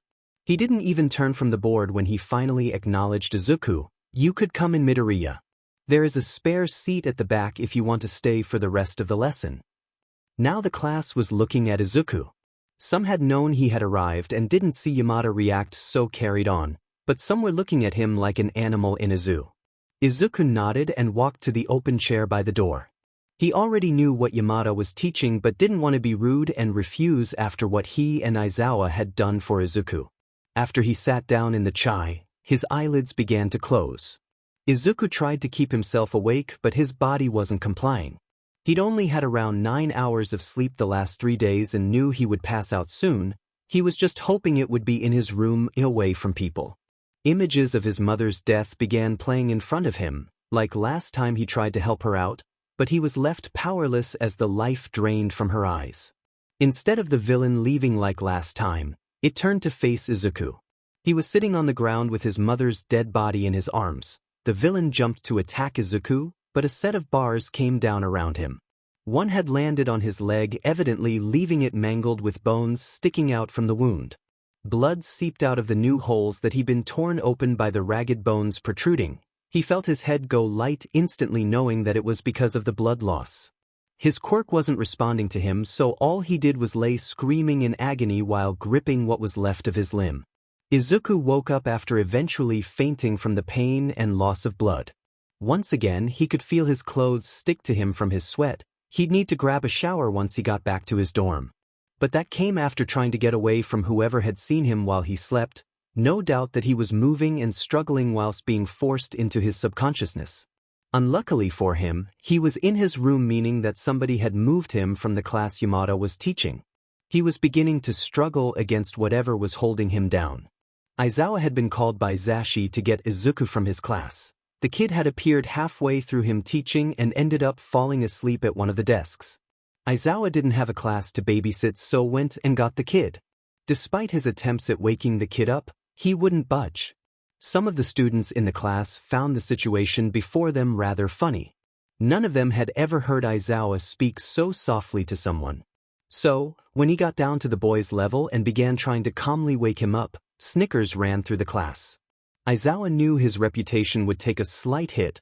The questions he was going to get from the other teachers were already giving him a headache. He ended up with the kid on his back.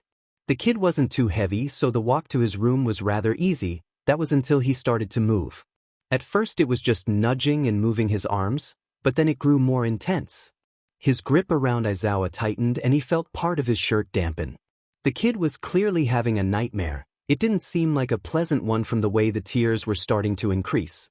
They had gotten to his dorm in time for things to start getting out of control. Midoriya was now violently thrashing his legs and sobbing.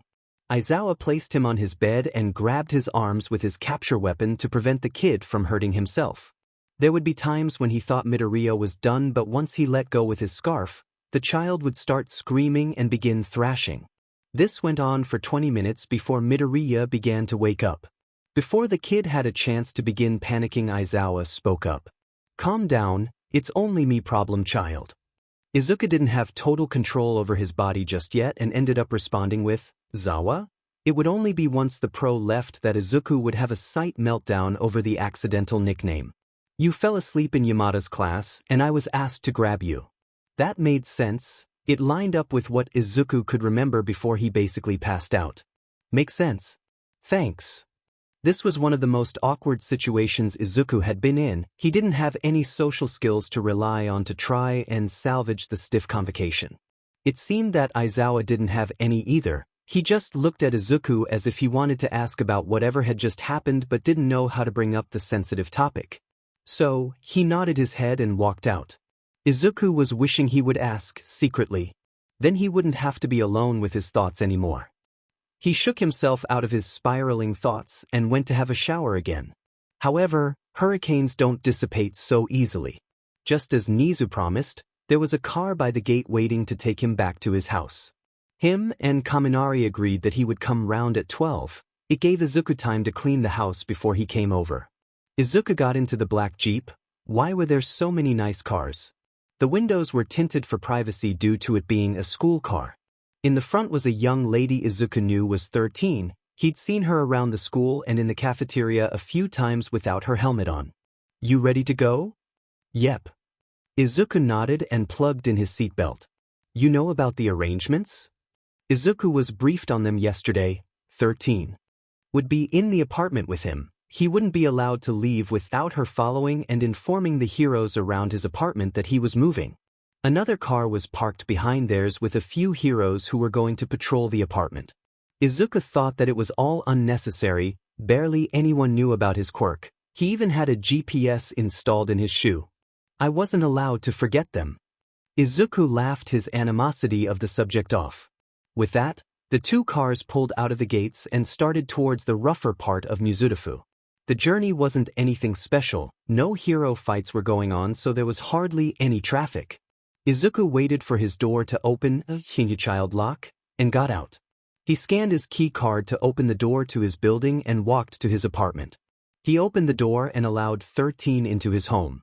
Immediately he put the kettle on and grabbed the dusters out from the cupboard. He began to clean the surfaces and water any plants that he had left behind. How do you take your tea? Feel free to sit down and use the TV. Me and Kaminari will be in my room if that's okay? If that's what you're comfortable with, Midoriya. Oh, and I'll have 1 sugar and milk, please. The hero replied with a smile. It was 10 to 12 and Izuku felt like he was going to be sick. He had cleaned the apartment twice over and made 13 lunch. It was his first time seeing Kaminari and he didn't want to F it up. His nerves were going haywire. That's when the doorbell rang. Izuku rushed over to unlock the door. After he opened the door, he was tackled off his feet by a boy with yellow and very soft hair. Midoriya. The two boys were lying on the ground as a result of Kaminari's grapple hug. Bro, you're so much smaller in real life. Izuku had his back on the ground with Kaminari on top of him. Wow, the first thing you say to me is an insult? Kaminari sat up and just stared at Izuku with a smile on his face. He felt his face begin to flush and shoved the other boy off from on top of him. Get off me, you oaf. Izuku laughed and got up. Kaminari seemed to realize he had been staring and looked away. The tops of his ears dusted pink. It seems that the people patrolling his apartment thought there was something going down because now 4 heroes were surrounding the duo. You have got to be kidding me. This was great. Absolutely fantastic. Izuku just wanted to spend time with Kaminari, like other people his age would. He got permission to leave Yudata grounds. He hadn't broken the protocol. In fact, he hadn't done anything that would even push the boundaries. So why were there 4 pro heroes in an attack stance with their hostility turned to Kaminari? He just wanted things to go smoothly. Izuku wasn't really planning on telling Kaminari all that had happened for a while. But due to the rash decisions of the alleged heroes, he was going to have to explain everything to Kaminari much sooner than he'd wanted. It's not like he didn't trust Kaminari. Izuku just wanted to spend time with him without all of the healer problems. He was starting to understand what Shizenji was saying about heroes being reckless or something along those lines. Now Izuku had to dissipate the situation at hand. Midoriya? Why do you have heroes in your house? Kaminari had stepped closer to Izuku. He was standing behind Izuku with his electricity flowing over his body, not like he could do anything against fully trained heroes. let alone the fact that the heroes wouldn't even hurt Izuku in the first place. It's a long story, I'll run you through the details later. It was now that the heroes spoke up. So nothing is going on? Snipe was looking between the two boys in speculation. Doesn't seem so, Ectoplasm responded with a sigh. He was just flirting. That was very unnecessary. Izuku wasn't surprised to find that it was Aizawa that had said it. I was not flirting, you old man. Despite his own words, he was blushing profusely. He grabbed Kaminari's arm and pulled him into his room. Once they were in Izuku's room, he popped his head out of his door, flipped the adults off and promptly slammed it shut. Izuku walked over to his bed and allowed his body to flop onto it. So, you just have heroes randomly inside your apartment? Do you collect them or something? Izuku let out a chuckle. If I was collecting them, then I could get rid of them. Kaminari had fallen onto Izuku's bed and was now lying down next to him. Should I guess what's going on? If so, then I think I deserve a few clues. I'll save you the trouble. Izuku paused. He was going to tell Kaminari, anyway, do you know what happens to people with healing quirks? He shifted his head to look at Kaminari. I saw something online about it once. They seem to be kept pretty secure. What's that got to do with your strange collection of people? Izuku just watched as the pieces fell into place in his friend's mind. So, you have a healing quirk? Izuku nodded and gave a tired smile. Kaminari thought for a while. I have an electricity quirk. There was a rule between the four that they wouldn't talk about quirks. None of them had great experiences with the topic and all thought it would be best not to discuss them. Their friendship was built on trust and mutual understandings rather than power. If I overuse my quirk, I basically short-circuit and lose control over my body. I can still see and hear everything, so when people made me blow out, I could hear everything that they said about me. I thought they were my mates, but when I started speaking to you and the others, I realized that they didn't actually treat me as an equal. Kinda. Why are you telling me this?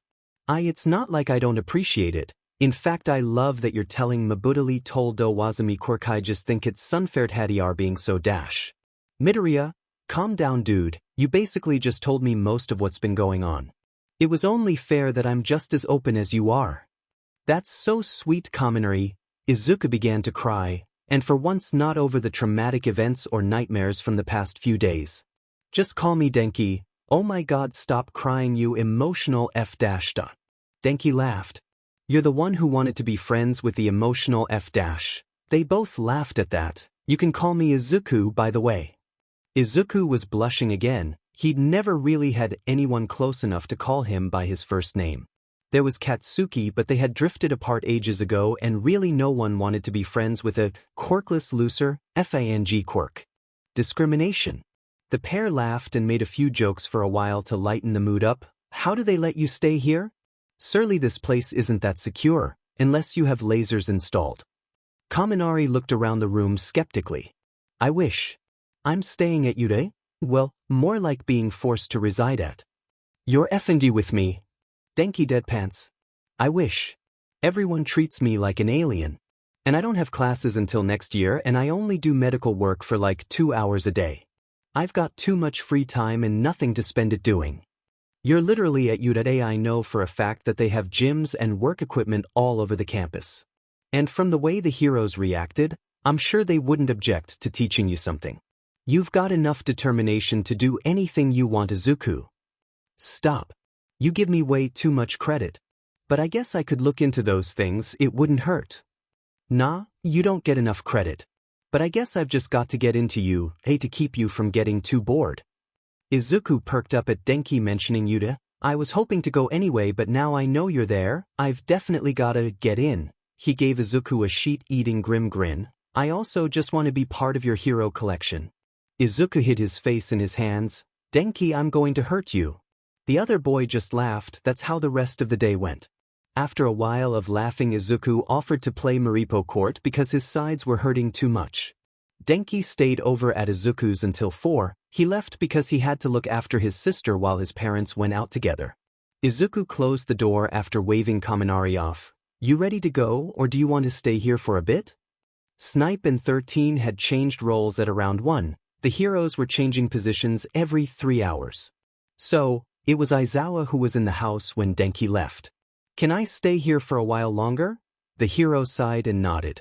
Izuku made his way back down the corridor and slipped into his mother's room.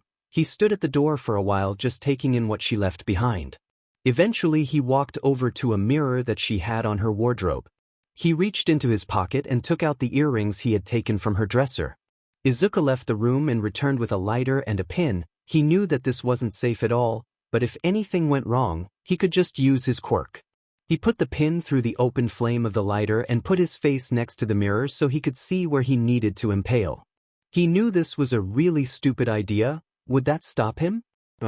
Izuku lined the pin up and drove it through his lobe. It hurt like a beach. Tears slipped out of his eyes and began to cloud his vision. He left the pin in his ear while he wiped away the tears and put one of his mother earrings through the flame. He removed the pin and tried to put the earring in as delicately as possible. He did the same to the other ear. Izuku thought it would be slightly less painful now that he had done it once. He should really start remembering that the fates aren't actually the fondest of him. Izuku stared at himself for a while. Everyone had told them how alike they looked. Now no matter how much Izuku changed, a slight part of his mother will always be present with him. He walked out into the hall to go and make dinner. He ran into a wall. It wasn't as hard as the others in his house, right? It was a person. Izawa to be precise. Izuku stepped back and grabbed his ear. It had gotten knocked in the collision with the pro. "You hurt your ear?" Izuku brought his other hand up to his ear to try and stop the man from finding out about his antics. "Nope." Apparently, that wasn't the most convincing answer Izuku could give. Izawa got closer and pulled one of his arms away, taking away the protection they were serving against his piercings. "You pierced your ears? Do you know how illogical that is? Yude doesn't allow piercings. What are you going to do next year?" Izuku doesn't like being told what to do. Clearly Izawa hadn't learned this despite being present at the Who cafeteria fiasco. "And the fact that you did them yourself will increase the chance of infection. Let's just take them out, then you can use your quirk to heal the hole closed." Just as Izawa had finished with his little rant, Izuku activated his quirk. He looked the man straight in his eyes for the first time since the convocation had started. "Oops." Izawa looked like he was about to break something. "Who said I was going to go to you today in the first place? Sure, I might be there now, but I could go to one of the other hero schools just as easily." With that he retreated back into his mother's room and slammed the door closed before the pro could get his own words in. He walked over to the bed in the middle of the room and let gravity take control of his body, flopping onto the sheets. He couldn't be asked to make dinner and deal with the lectures he would get from the adults. He just curled up and closed his eyes. The first time in a while he would willingly fall asleep. Izuku was being woken up. Normally he would take any chance he got to escape from his persistent terrors, but he wasn't dreaming about anything at all, so his body was clinging to any chance at dropping off into slumber. There were muffled conversations going on in the background, nothing that he could distinguish. Before Izuku could register what was going on, he was being picked up off the bed. His consciousness drifted off again. He woke up again in a car. This threw him off and his pulse quickened. He couldn't recognize where they were. The driver had picked up on his distress. "Calm down, kiddo. It's 13, we needed to leave, and you weren't waking up. The others wanted to wake you, but I ended up just carrying you to the car. Your stuff's next to you." Izuku steadied his breathing. As 13 had said, his bag, jumper and shoes were on the seat next to him. He grabbed his phone. It had just turned 6. Under the time were an abundance of notifications from Denki and the others.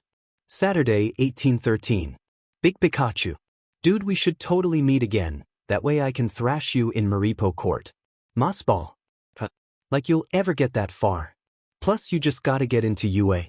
Izuku knew what he had said to Izawa. He didn't mean it. He just didn't like being told what to do. Now he knew Denki was planning on getting in. He couldn't pass up on the opportunity to make people's lives slightly more difficult. "I'm going to need your help with that, Izuku." Mossball. "I don't know what you're expecting.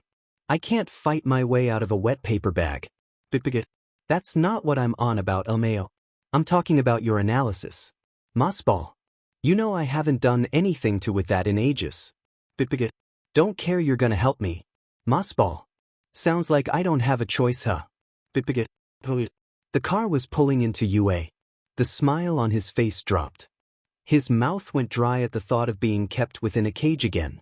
If his time spent with Denki was anything to go off of, he wanted to spend more time just messing around with others, not patrolled by a squad of trained professionals. Sure, this was better than going into an orphanage or being held hostage by the HPSC, but Izuku wished he could go outside of the school's parameters. He wished he chose not to speak up about his quirk, he wished he hadn't have let his mother go out alone to the meeting, he wished he had just kept his dead mouth shut. Izuku had gotten out of the car and was looking at the gates. They were still open from the cars entering. Problem, child?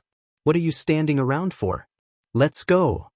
His gaze lingered on the gates. He only looked over to Aizawa after he had called his name.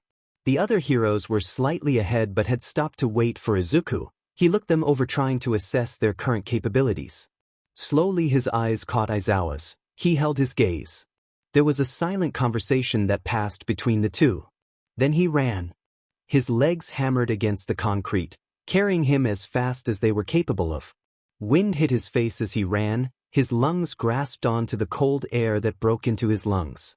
He looked back. Aizawa was running after him, followed by two of the heroes. 13 was calling for reinforcements. He looked forwards, the gates now beginning to close. Instead of stopping, he took a running skid through them. He only just managed to get through before he heard a clank as the closed. Izuku scrambled back to his feet, setting his body back in motion. The feeling of being free ran through his veins. It didn't last long before he could hear someone call his name. Midoriya. He didn't need to look over to know that it was Aizawa. The scream sent him back to when he was escaping from Katsuki.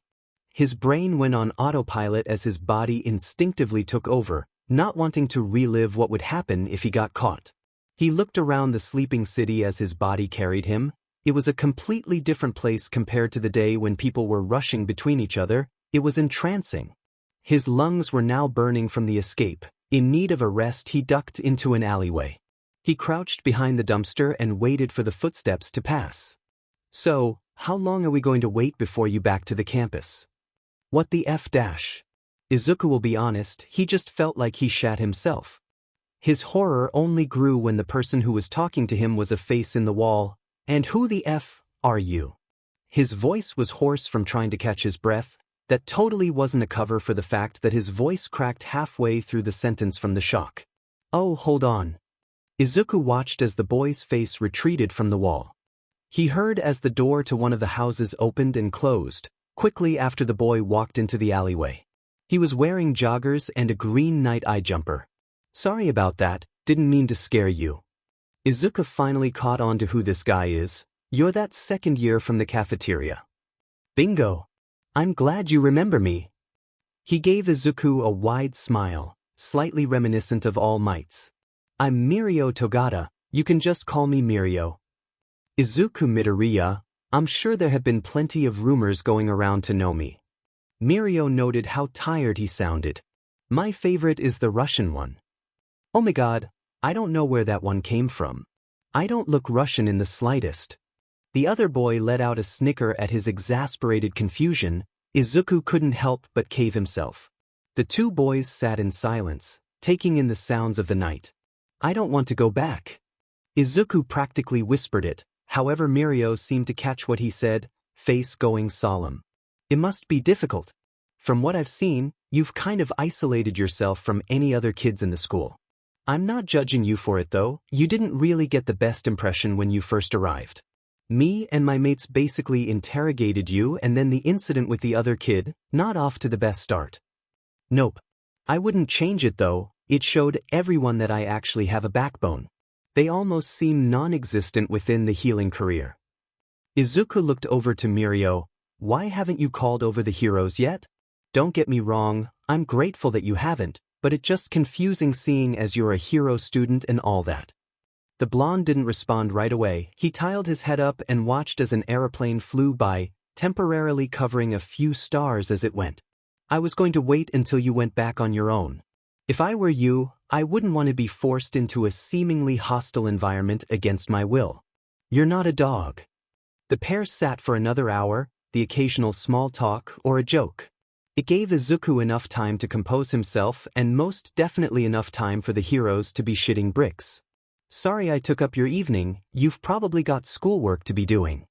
The boys got to their feet and started to walk to the mouth of the alleyway. No problem, Midoriya, if you've got something on your mind just give me a call. Mirio handed him a piece of paper with his number on. Join me and my friends at lunch one time, yeah? Nijire has been in the dumps since the cafeteria incident. She got too excited. The second year huffed a laugh. Izuku accepted the number and gave a promising smile to Mirio. Definitely. The older boy seemed pleased with the outcome and walked back to his house, trusting Izuku to be found by the heroes on his own. He knew he would go back. Izuku just didn't like the feeling of giving up his freedom again. Being kept on a tight leash was vastly different to what life was like in his middle school. The teachers didn't care what he was doing during lessons, he would get top marks no matter what he spent his time on. In fact, it would be a weight off of their shoulders, not having to look after the quirkless kid. But Izuku couldn't let what happened to his mother happen to others. Many people already suffered too many losses to villain attacks. Izuku wanted to be a barrier against any more anguish. With those thoughts in mind, took one step out of the alleyway, letting go of his own desires to try and protect those of others. It wasn't long before he was found and manhandled back to UA. Sure, he was an escapee, but they could have allowed him to walk on his own instead of being carried the whole way back. Ectoplasm put him down in the courtyard once the gates had finished closing. A few of the other students had come down to see what had caused the building to go into lockdown. They knew better than to get too close in case there was a possibility of one of them getting hurt, opting to wait at the doors. Other staff had gotten the news that Izuku had been captured and made their way back to UA, now standing around to wait for the principal's verdict on the situation. The Chimera was standing at the doors with the other students, the casual smile still ever on his face. After taking in his surroundings, Izuku began to make his way back to his room, one of the only places he knew people wouldn't intrude. 13 went to grab Izuku's arm in an attempt to get him to talk things though but got shrugged off. Izuku didn't have the energy to deal with the repercussions at the moment. It seemed that Nizu understood this and allowed Izuku to walk by, not attempting to gain his attention. Nothing abnormal happened for the rest of the night. Izuku just remained in bed. He dozed for an hour but never let himself fall into slumber. His sleep from earlier would give him enough energy for the next 48 hours or so.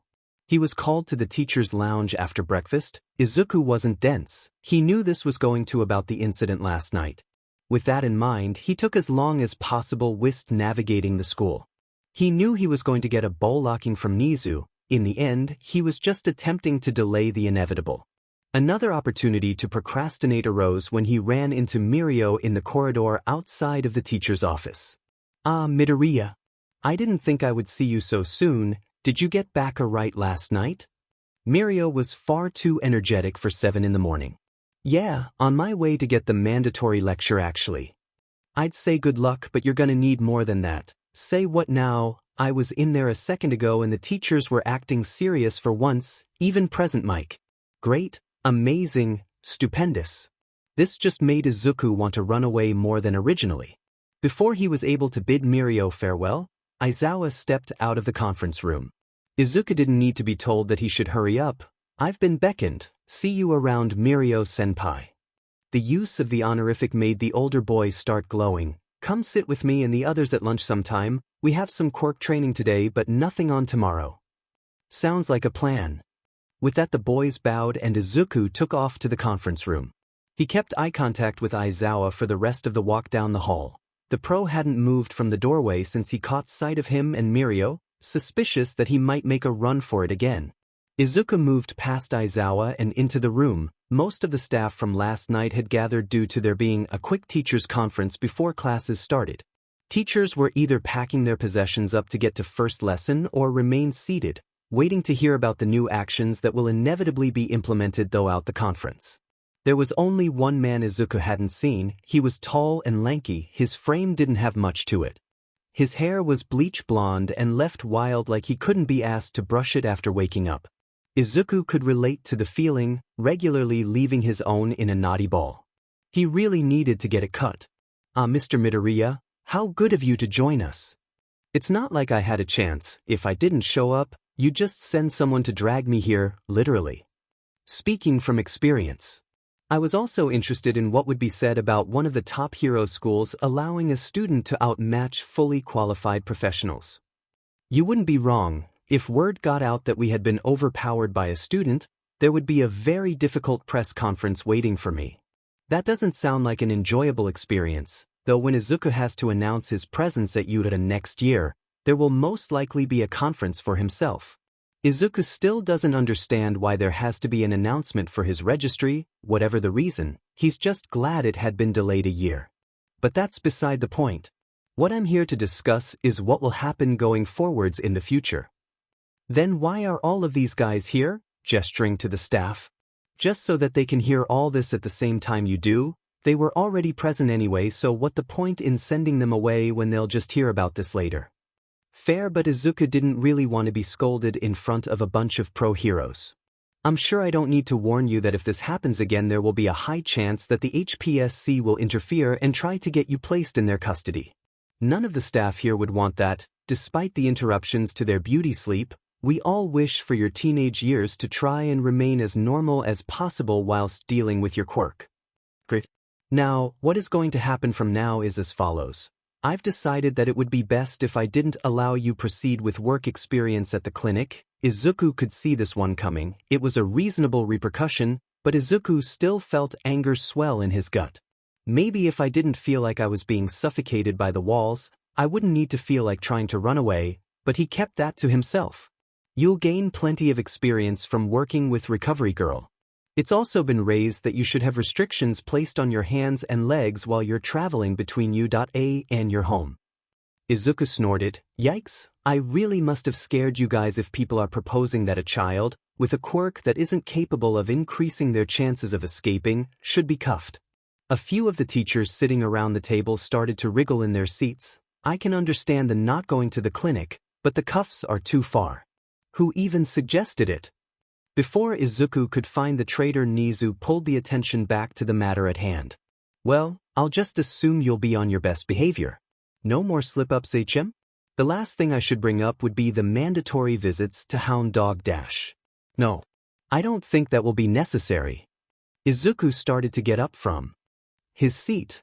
It's a considerate offer, but I don't accept false charity. He knew that Nizu just didn't want his new sparkling healer to get too damaged. Midoriya, I've had numerous complaints from other tenants that your midnight screams have been waking some of them up. The walls are sound resistant, so dash. Izuku paused midway to the door, face beetroot red. Okay, jet it. Izuku knew his voice hadn't properly developed yet, but he was hitting some unnatural pitches. The teachers were either looking at him with mild concern or were trying not to let their amusement show. Aizawa. Slip the times and dates through my mailbox.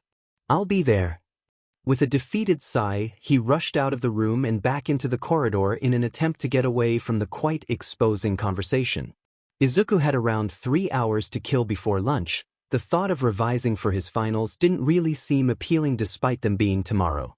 He'd done a plethora of rereading and flashcards up until yesterday. He thought back to what Denki had said about Yurata having state-of-the-art facilities and whatnot. With that in mind, Izuku made his way down to one of the gyms. Inside was a class of third-year students and Snipe. They were all training their quirks as expected. He headed towards a line of benches near where the class had put their drinks down. Izuku sat and began to think about how they weren't stretching their skill sets. They were meant to be the future of the country's defense, yet they couldn't see past the basic formats of their quirks. For example, one guy who had black eyes was trying to seep into his classmates' shadows without them noticing. He had clearly been practicing it for years, because hardly any of them had caught him. If he had finished working on that specific aspect, then he should move on to another, like trying to bring objects through the shadows with him. To be honest, most of the class seemed to be stuck in the same mindset, but Izuku wasn't taking the class, so why would he go out of his way to tell the teacher how to do his job? He had been so deep in thought that he hadn't registered Aizawa had sat down near him on the benches. Quite the impressive analysis you've got there. Izuku only slightly jumped at the man's presence. Not really, anyone can do it once they know what they're looking out for. Don't you have a class or something? Not at this moment in time. What about you? Never pegged you for the hero type. Please keep thinking that way. I was bored, so I thought that the class in the gym would be doing something useful. And they're not. All they're doing in training their already powerful quirk in the same way as last time. Try doing regular hand-to-hand combat. People don't realize how much it could save you in a dangerous situation. Even if it's just dodging. Izuku was starting to feel the frustration grow in his stomach. Why do quirks have to be everything? With that though now planted in his mind, Izuku wanted to get away from quirk theory for a while. He got up from the benches and walked to the door. Where you off to now? Aizawa only sounded mildly agitated. Anywhere but here.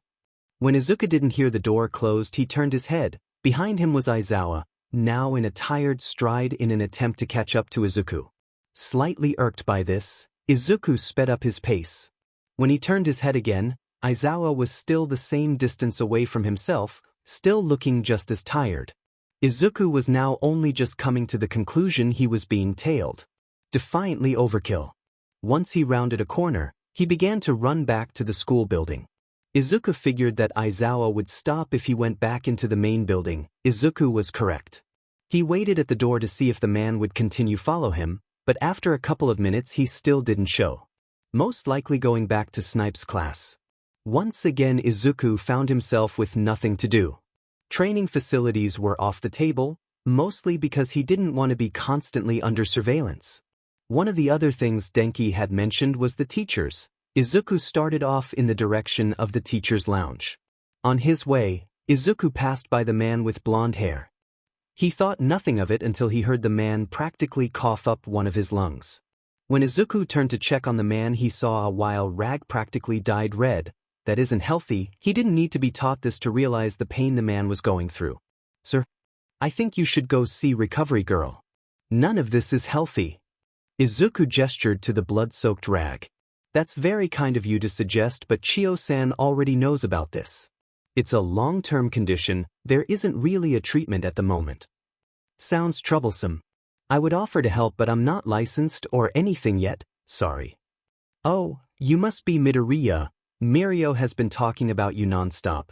You've really made an impression. He must have the wrong person then. I've not done dash. Speak of the devil, Mirio bounding down the hallway towards the pair. I was hoping you could help me go through dash. Mirio turned his head to see who was with the man. His eyes basically lit up when he realized it was Izuku. Midoriya. I didn't realize you knew Mr. Yagi. I've only just met him. Oh, as long as I've not missed out on anything yet. Weird way to phrase that, almost as if something unnatural and time-consuming will involve me in the near future. Nothing interesting. Izuku shrugged. What were you up to then, Midoriya?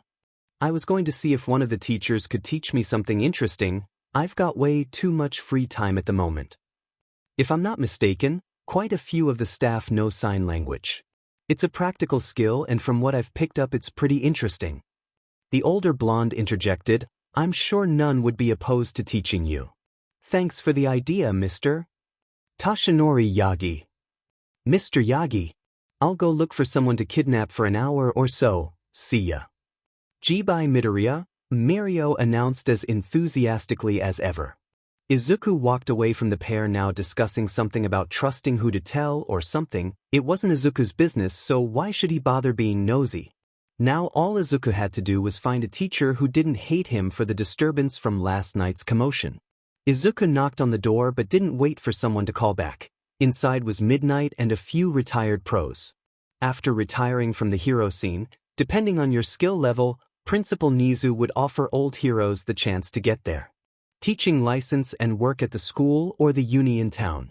So, seeing older heroes was a common occurrence for the students at UA. You alright, kid? What wrong? Midnight beckoned him over to the table she was sat at.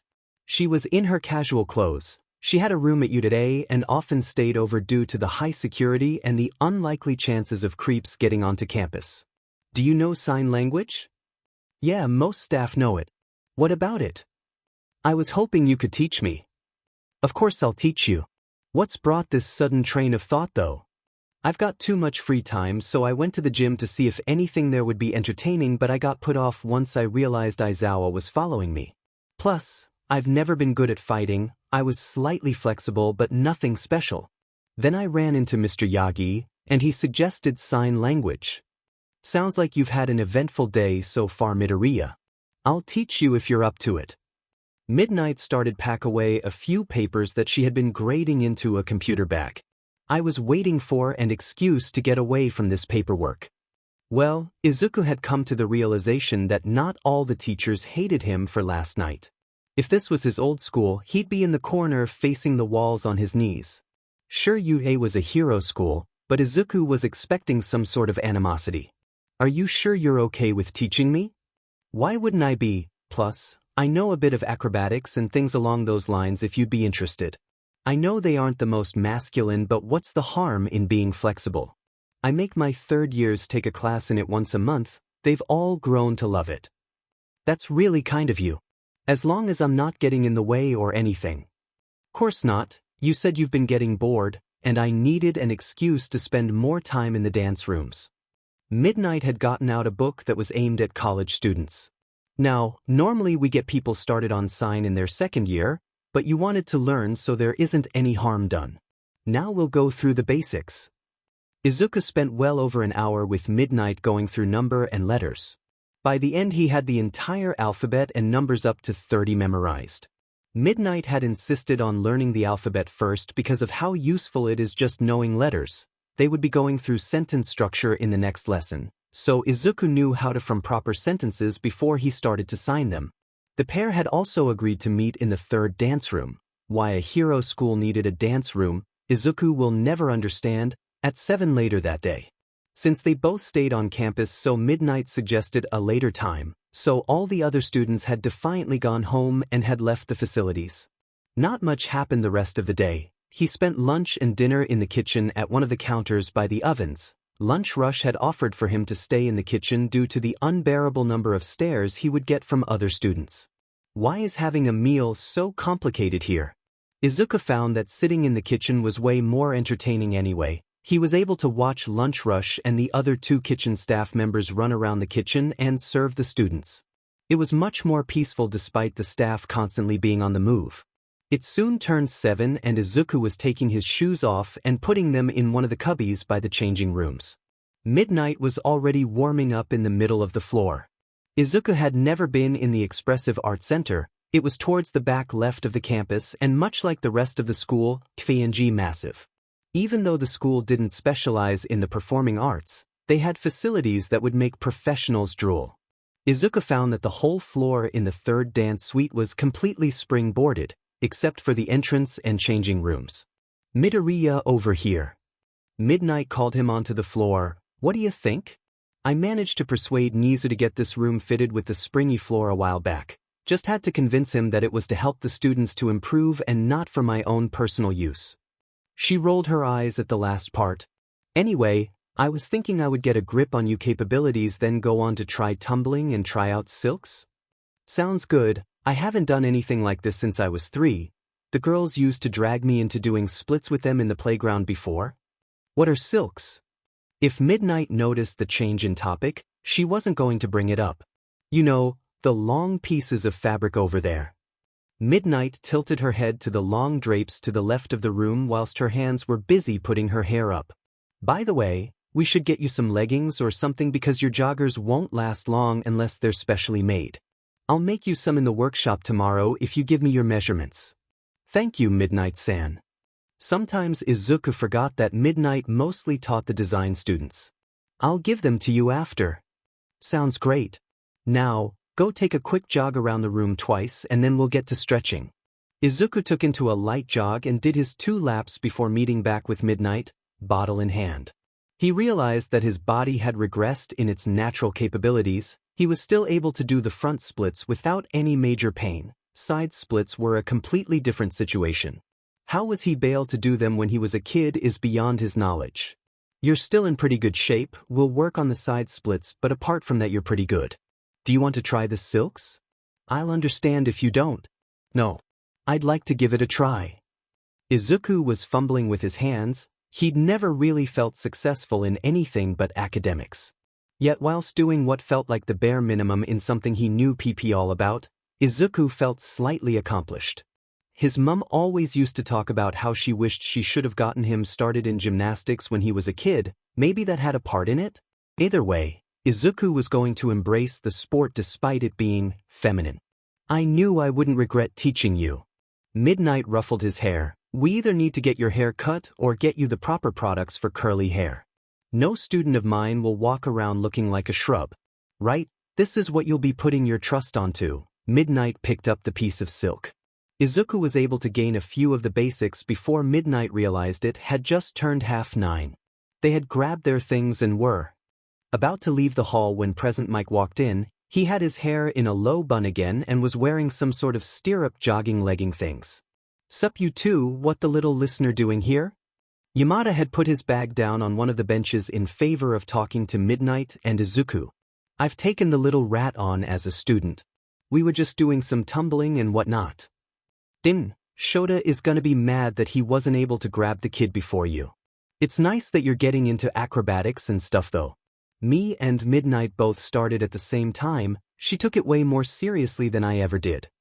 You would have been so good if you actually put effort in.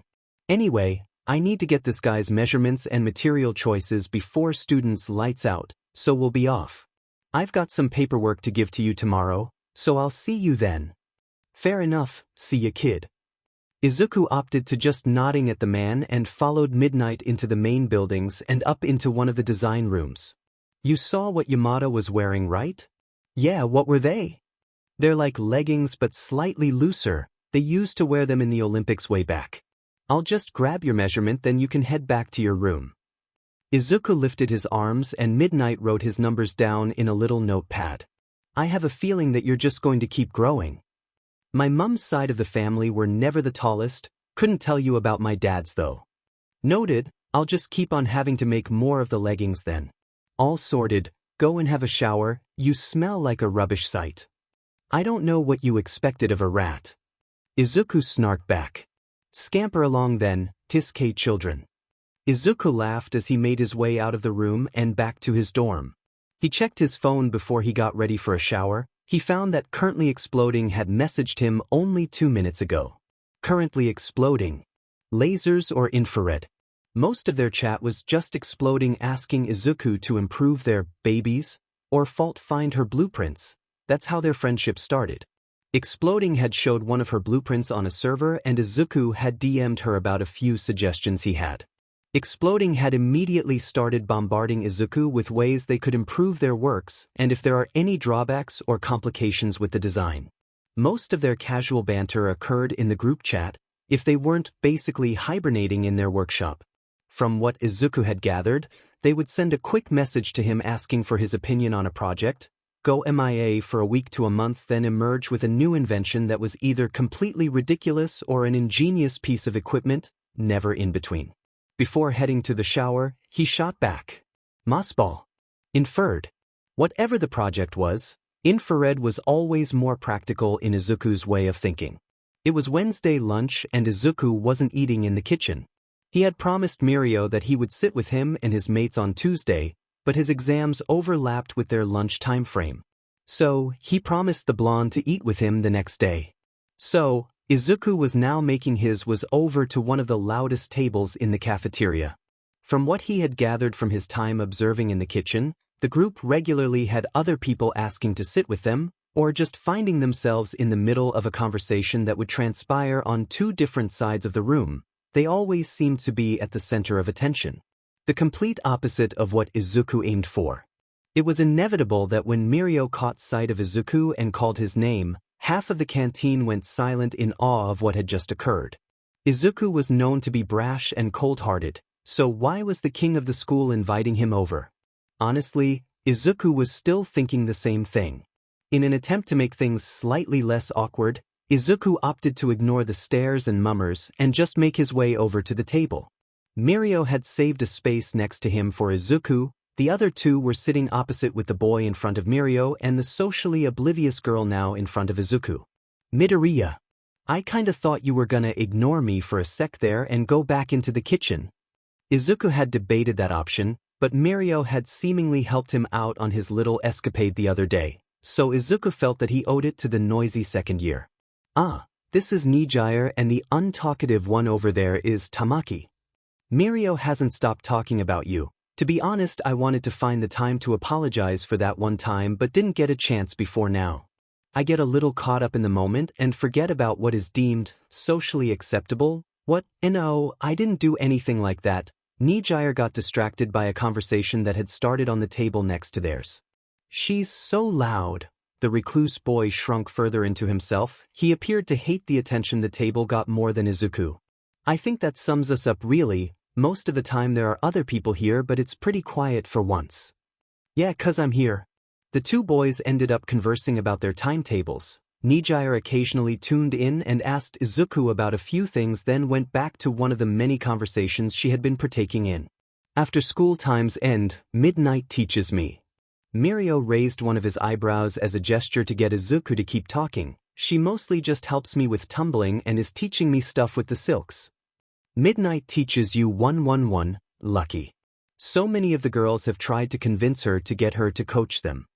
Nijire had turned her attention to the conversation only briefly, then went back to shouting at someone halfway across the table. She's rejected people? This is new to Izuku. Most of the teachers here do. Unless they've chosen to mentor you, they'd hardly coach anyone. Some will hold group studies and go through things with a group after school, but it's hardly ever one-on-one training. Why is Izuku so slow at finding things like this out? Izuku knew that people were listening into their conversation. He'd known their whole lunch that people were eavesdropping. He'd been half tempted to call them out on it, but he figured this is what he had signed up for if he sat with Mirio. With the new information he'd just acquired, more questions arose in Izuku's mind. He'd never really had anyone take special interest in him, and if what Present Mike had said about Aizawa wanting to teach him was true, Izuku's questions only increased tenfold. I've got to go. I'll see you around. See ya. Come sit with us again next week. We've got things on basically every other day, so make sure to be here, yeah? Sure thing, Mirio-senpai. With that, Izuku picked up his tray and made his way out of the cafeteria. As the fates would have it, he would only get to the cart where you put your dirty trays before he got intercepted. Izuku was seriously growing to hate mealtimes. It was a group of girls who had decided on trying to corner him near the doorway. We heard that you were getting taught by Midnight. How did you do it? We've been trying for weeks to get her to coach our dance team, but she always turns us down. I wish I knew. Izuku tried to get around the girls when he felt a hand on his shoulder. It was too big to be a girl. Why couldn't people just leave him alone? Hey, the girls asked you a question, you should answer them. A few boys had come over to back the girls up, most likely to trying to win their favors. I did. It's not my problem if Midnight didn't want to teach them. Izuku could feel the adrenaline begin to rise. He wasn't about to back down and be treated like shit because someone had wanted to teach him. He looked at the boy's hand on his shoulder. Could you get your hand off of me? The older boy released his grip on Izuku. You're right, I don't know if your people are contagious. His people? What the f was he going on about? The dimwit just kept prattling on about how feminine it made him seem, and that it's not something that men should be doing, and he should get Midnight to teach the girls instead of him. Izuku wasn't paying attention to this though. His ears had popped, and his vision tunneled. Unknown to the group, the rest of the cafeteria had dropped their voices and most of what was being said could be heard by almost everybody. A few of the third years had gotten up from their seats along with Mirio, determined to de-escalate the situation before it could turn quite ugly. Their plans to try and resolve the situation peacefully had crumbled when Izuku launched himself at the boy. He'd been on the receiving end of beatings and had gotten quite familiar with how they were executed. Getting a hit on the boy wasn't actually that difficult. The dumbass had landed one in on Izuku before he dropped from a hook to the jaw. Izuku didn't allow the boy any chance to get up before straddling him, repeatedly bashing the boy's face. My what? Say it again, you homophobic piece of shit. Blood began to fly off of the boy's face. His nose had concaved, and his eyes were swollen shut. Izuku didn't notice that his clothes were starting to stain red. It's people like you that make the world a living hell. It's none of your business who other people like T.O. Izuku felt someone's arms wrap around his torso, pulling him off the unconscious body. He struggled against the person, only briefly acknowledging that his elbow had made a connection with something. Before he was properly pulled away, he managed to get one last headbutt in before the butt was out of reach. Try me again, Beach. You'll find that there won't be anyone who wants to heal you in 20 years because I'll be all that's left. You'll be left to die. Effie. Izuku was being pulled away from the room by a couple of people at this point. Despite him knowing there was no chance of the boy being able to hear him, he kept yelling obscenities until his mouth was covered. Mirio was enjoying lunch. Midoriya was actually quite sociable if you were able to get him to open up to you, which seemed to be difficult for those who weren't Mirio. Midoriya gave blunt answers to other students if they asked him anything.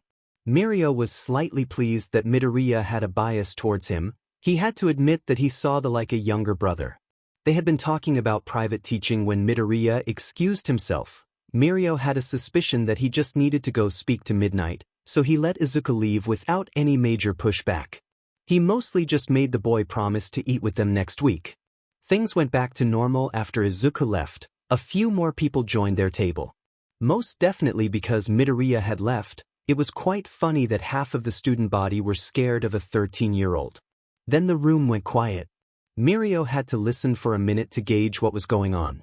It then became apparent that Izuku was being crowded by a group of twats known for giving others a rough time.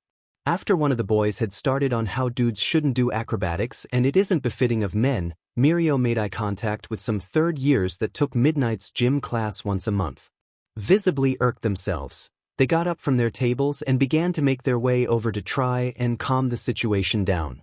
They hadn't gotten far before Izuku pounced on the boy. If Mario was correct, the boy was Akita Roku. The boy was in the business department and in his second year with Mirio. The group of boys who had gotten up to help were now running over to the one-sided beatdown. Mirio attempted to get Izuku off the senseless body. However, Mirio had underestimated Izuku's strength and ended up getting a whack to the nose before a teacher had gotten over and was helping him pry Izuku off the Roku. The third years were moving Roku onto his side in case he choked on any vomit or blood. A few seconds later, you could hear a retch and then the sound of vomit hitting the ground. It turns out that it was Mr. Aizawa who had managed to get over to the brawl the fastest. He used his binding cloth to cover Izuku's mouth, mostly because he was going to say something that would get himself in trouble. Aizawa used the rest of his cloth to bind Izuku's body. Mirio picked the caterpillar figure up and followed the teacher to wherever he had in mind. Mirio turned to see if the others had the situation under control. They did. That's if you don't count the boy with a face covered in welts with blood and vomit mixed into a puddle pooling by his mouth. One of the first-year girls had taken it upon herself to try and clean the boy up while a third year was rubbing his back to try and soothe the nausea. Who knew such a scrawny kid could do so much damage? Izuku had given up trying to break free after they had left the cafeteria. He allowed himself to be fireman carried to wherever they were headed. There wasn't much of a chance that he would be able to get out, so why waste the energy? After a couple more minutes of walking, he heard a door open and found himself being placed on a sofa. It didn't take long to gather that he had been taken to Hound Dog's office. Aizawa sat down on the sofa opposite Izuku and Mirio next to him. Hound Dog wasn't present yet, so the trio were sat in the office alone. Izuku made a muffled coughing noise to try and get the pro's attention. He had a scratch on his neck, and it was getting too itchy to ignore. Once Aizawa was paying attention, Izuku raised one of his eyebrows, looked down at the cocoon he was in, then raised his head again. Yet again, the two had a silent conversation, resulting Aizawa loosening his bindings to just his wrists and ankles. Tiawa. Izuku began scratching at his neck. It was one of the most satisfying scratches in his life. I thought I was going to go insane. Mirio let out a small chuckle. Now that Izuku was able to converse again, what's going to happen? Mario and Izuku looked to Aizawa for an answer. They were only met with parental disappointment. Most likely house arrest or something. Though I don't know how practical that would be considering you're already locked down pretty harsh as it is. We're just waiting for Nizu, Hound Dog, Midnight and Recovery Girl. Not long after Aizawa said that the door opened, and all of the previously mentioned individuals walked through. Hound Dog sat at his desk, Midnight and Recovery Girl sat beside Aizawa whilst Nizu made himself at home in the pro's scarf. It would have been quite amusing if it weren't for the situation. I would like to state that he provoked me before anyone starts accusing me of anything. Izuku raised his hands to his chest. Granted that it didn't do much considering they were still bound together, it was the effort that mattered in Izuku's mind. I am aware of that, Mr. Midoriya. We just wanted to talk about what made you go to such extreme measures. Izuku felt Mirio shift in his seat. The blonde clearly knew the reason why. Hell, most of the school probably knew. There was no doubt that the fight was the prime piece of gossip as of right now. Nizu had eyes and ears everywhere, so why is this Godmed Chimera making Izuku say it aloud? I think we both know why, sir. Do we? Nizu responded as if he hadn't a clue. Izuku leaned forward. Who would have thought that once again, the top hero school would slip up so badly? First it was my escape, now it's hate speech against homosexual people. Aizawa's eyebrows threaded together. Clearly, he hadn't had time to speak with Nizu about the incident since he was dealing with Izuku, so he hadn't been briefed on the matter. Is that why you got so aggravated, Midoriya? Hound Dog finally spoke. You'd think that the counselor would want to lead this talk. Izuku decided it would be better to not to respond. He put his knees up to his chest and rested his head. He didn't feel like having a communal counseling session. However, his silence had said enough to the others in the room. Mirio put his hand on his head and ruffled his hair. He said some pretty offensive things. I'm surprised Izuku didn't go further. Why was Mirio defending him? Izuku found himself in a position where someone had decided to back him up despite Izuku not having done anything himself to earn their trust. Get your hands out of his hair. With that, Midnight began to lecture Mirio on the intricacies of curly hair. It seems as though she has planned or Izuku to grow it out and take proper care of it by doing things like plopping. The other three adults left them to discuss hairdressing and turned their attention back to Izuku. Are you all right, boy? Recovery Girl had gotten up from her seat and was making her way over to Izuku. Let me take a look at you. Izuku uncurled himself and presented the woman with his hands. A rainbow of bruises had emerged on his skin, a few cuts here and there from where his skin had torn from the punching. Other than that, Izuku felt fine. It's nothing major, I'll survive. I'm not having any student of mine all damaged. Without leaving Izuku much room to argue, Recovery Girl kissed his knuckles and gave him a warm smile. You're much better off than the other chap. You would have been a mighty hero in another life. If Midnight let me have him once a week to train, I'm sure he'd make it onto the hero program. This pulled Midnight out of her extensive conversation with Mirio about hair dye and corresponding undertones. Sod off. I got to him before you, you're just salty. Plus, he has amazing skills as a performer. Aizawa let out a huff and turned his head away from Midnight seemingly in a strop. It's a kind offer, but I'd rather not be a hero. Like Recovery Girl said, maybe in another life. I might take you up on the training though. It seems as if I attract bigots who like to pick fights. It was Izuku's turn to sigh for once.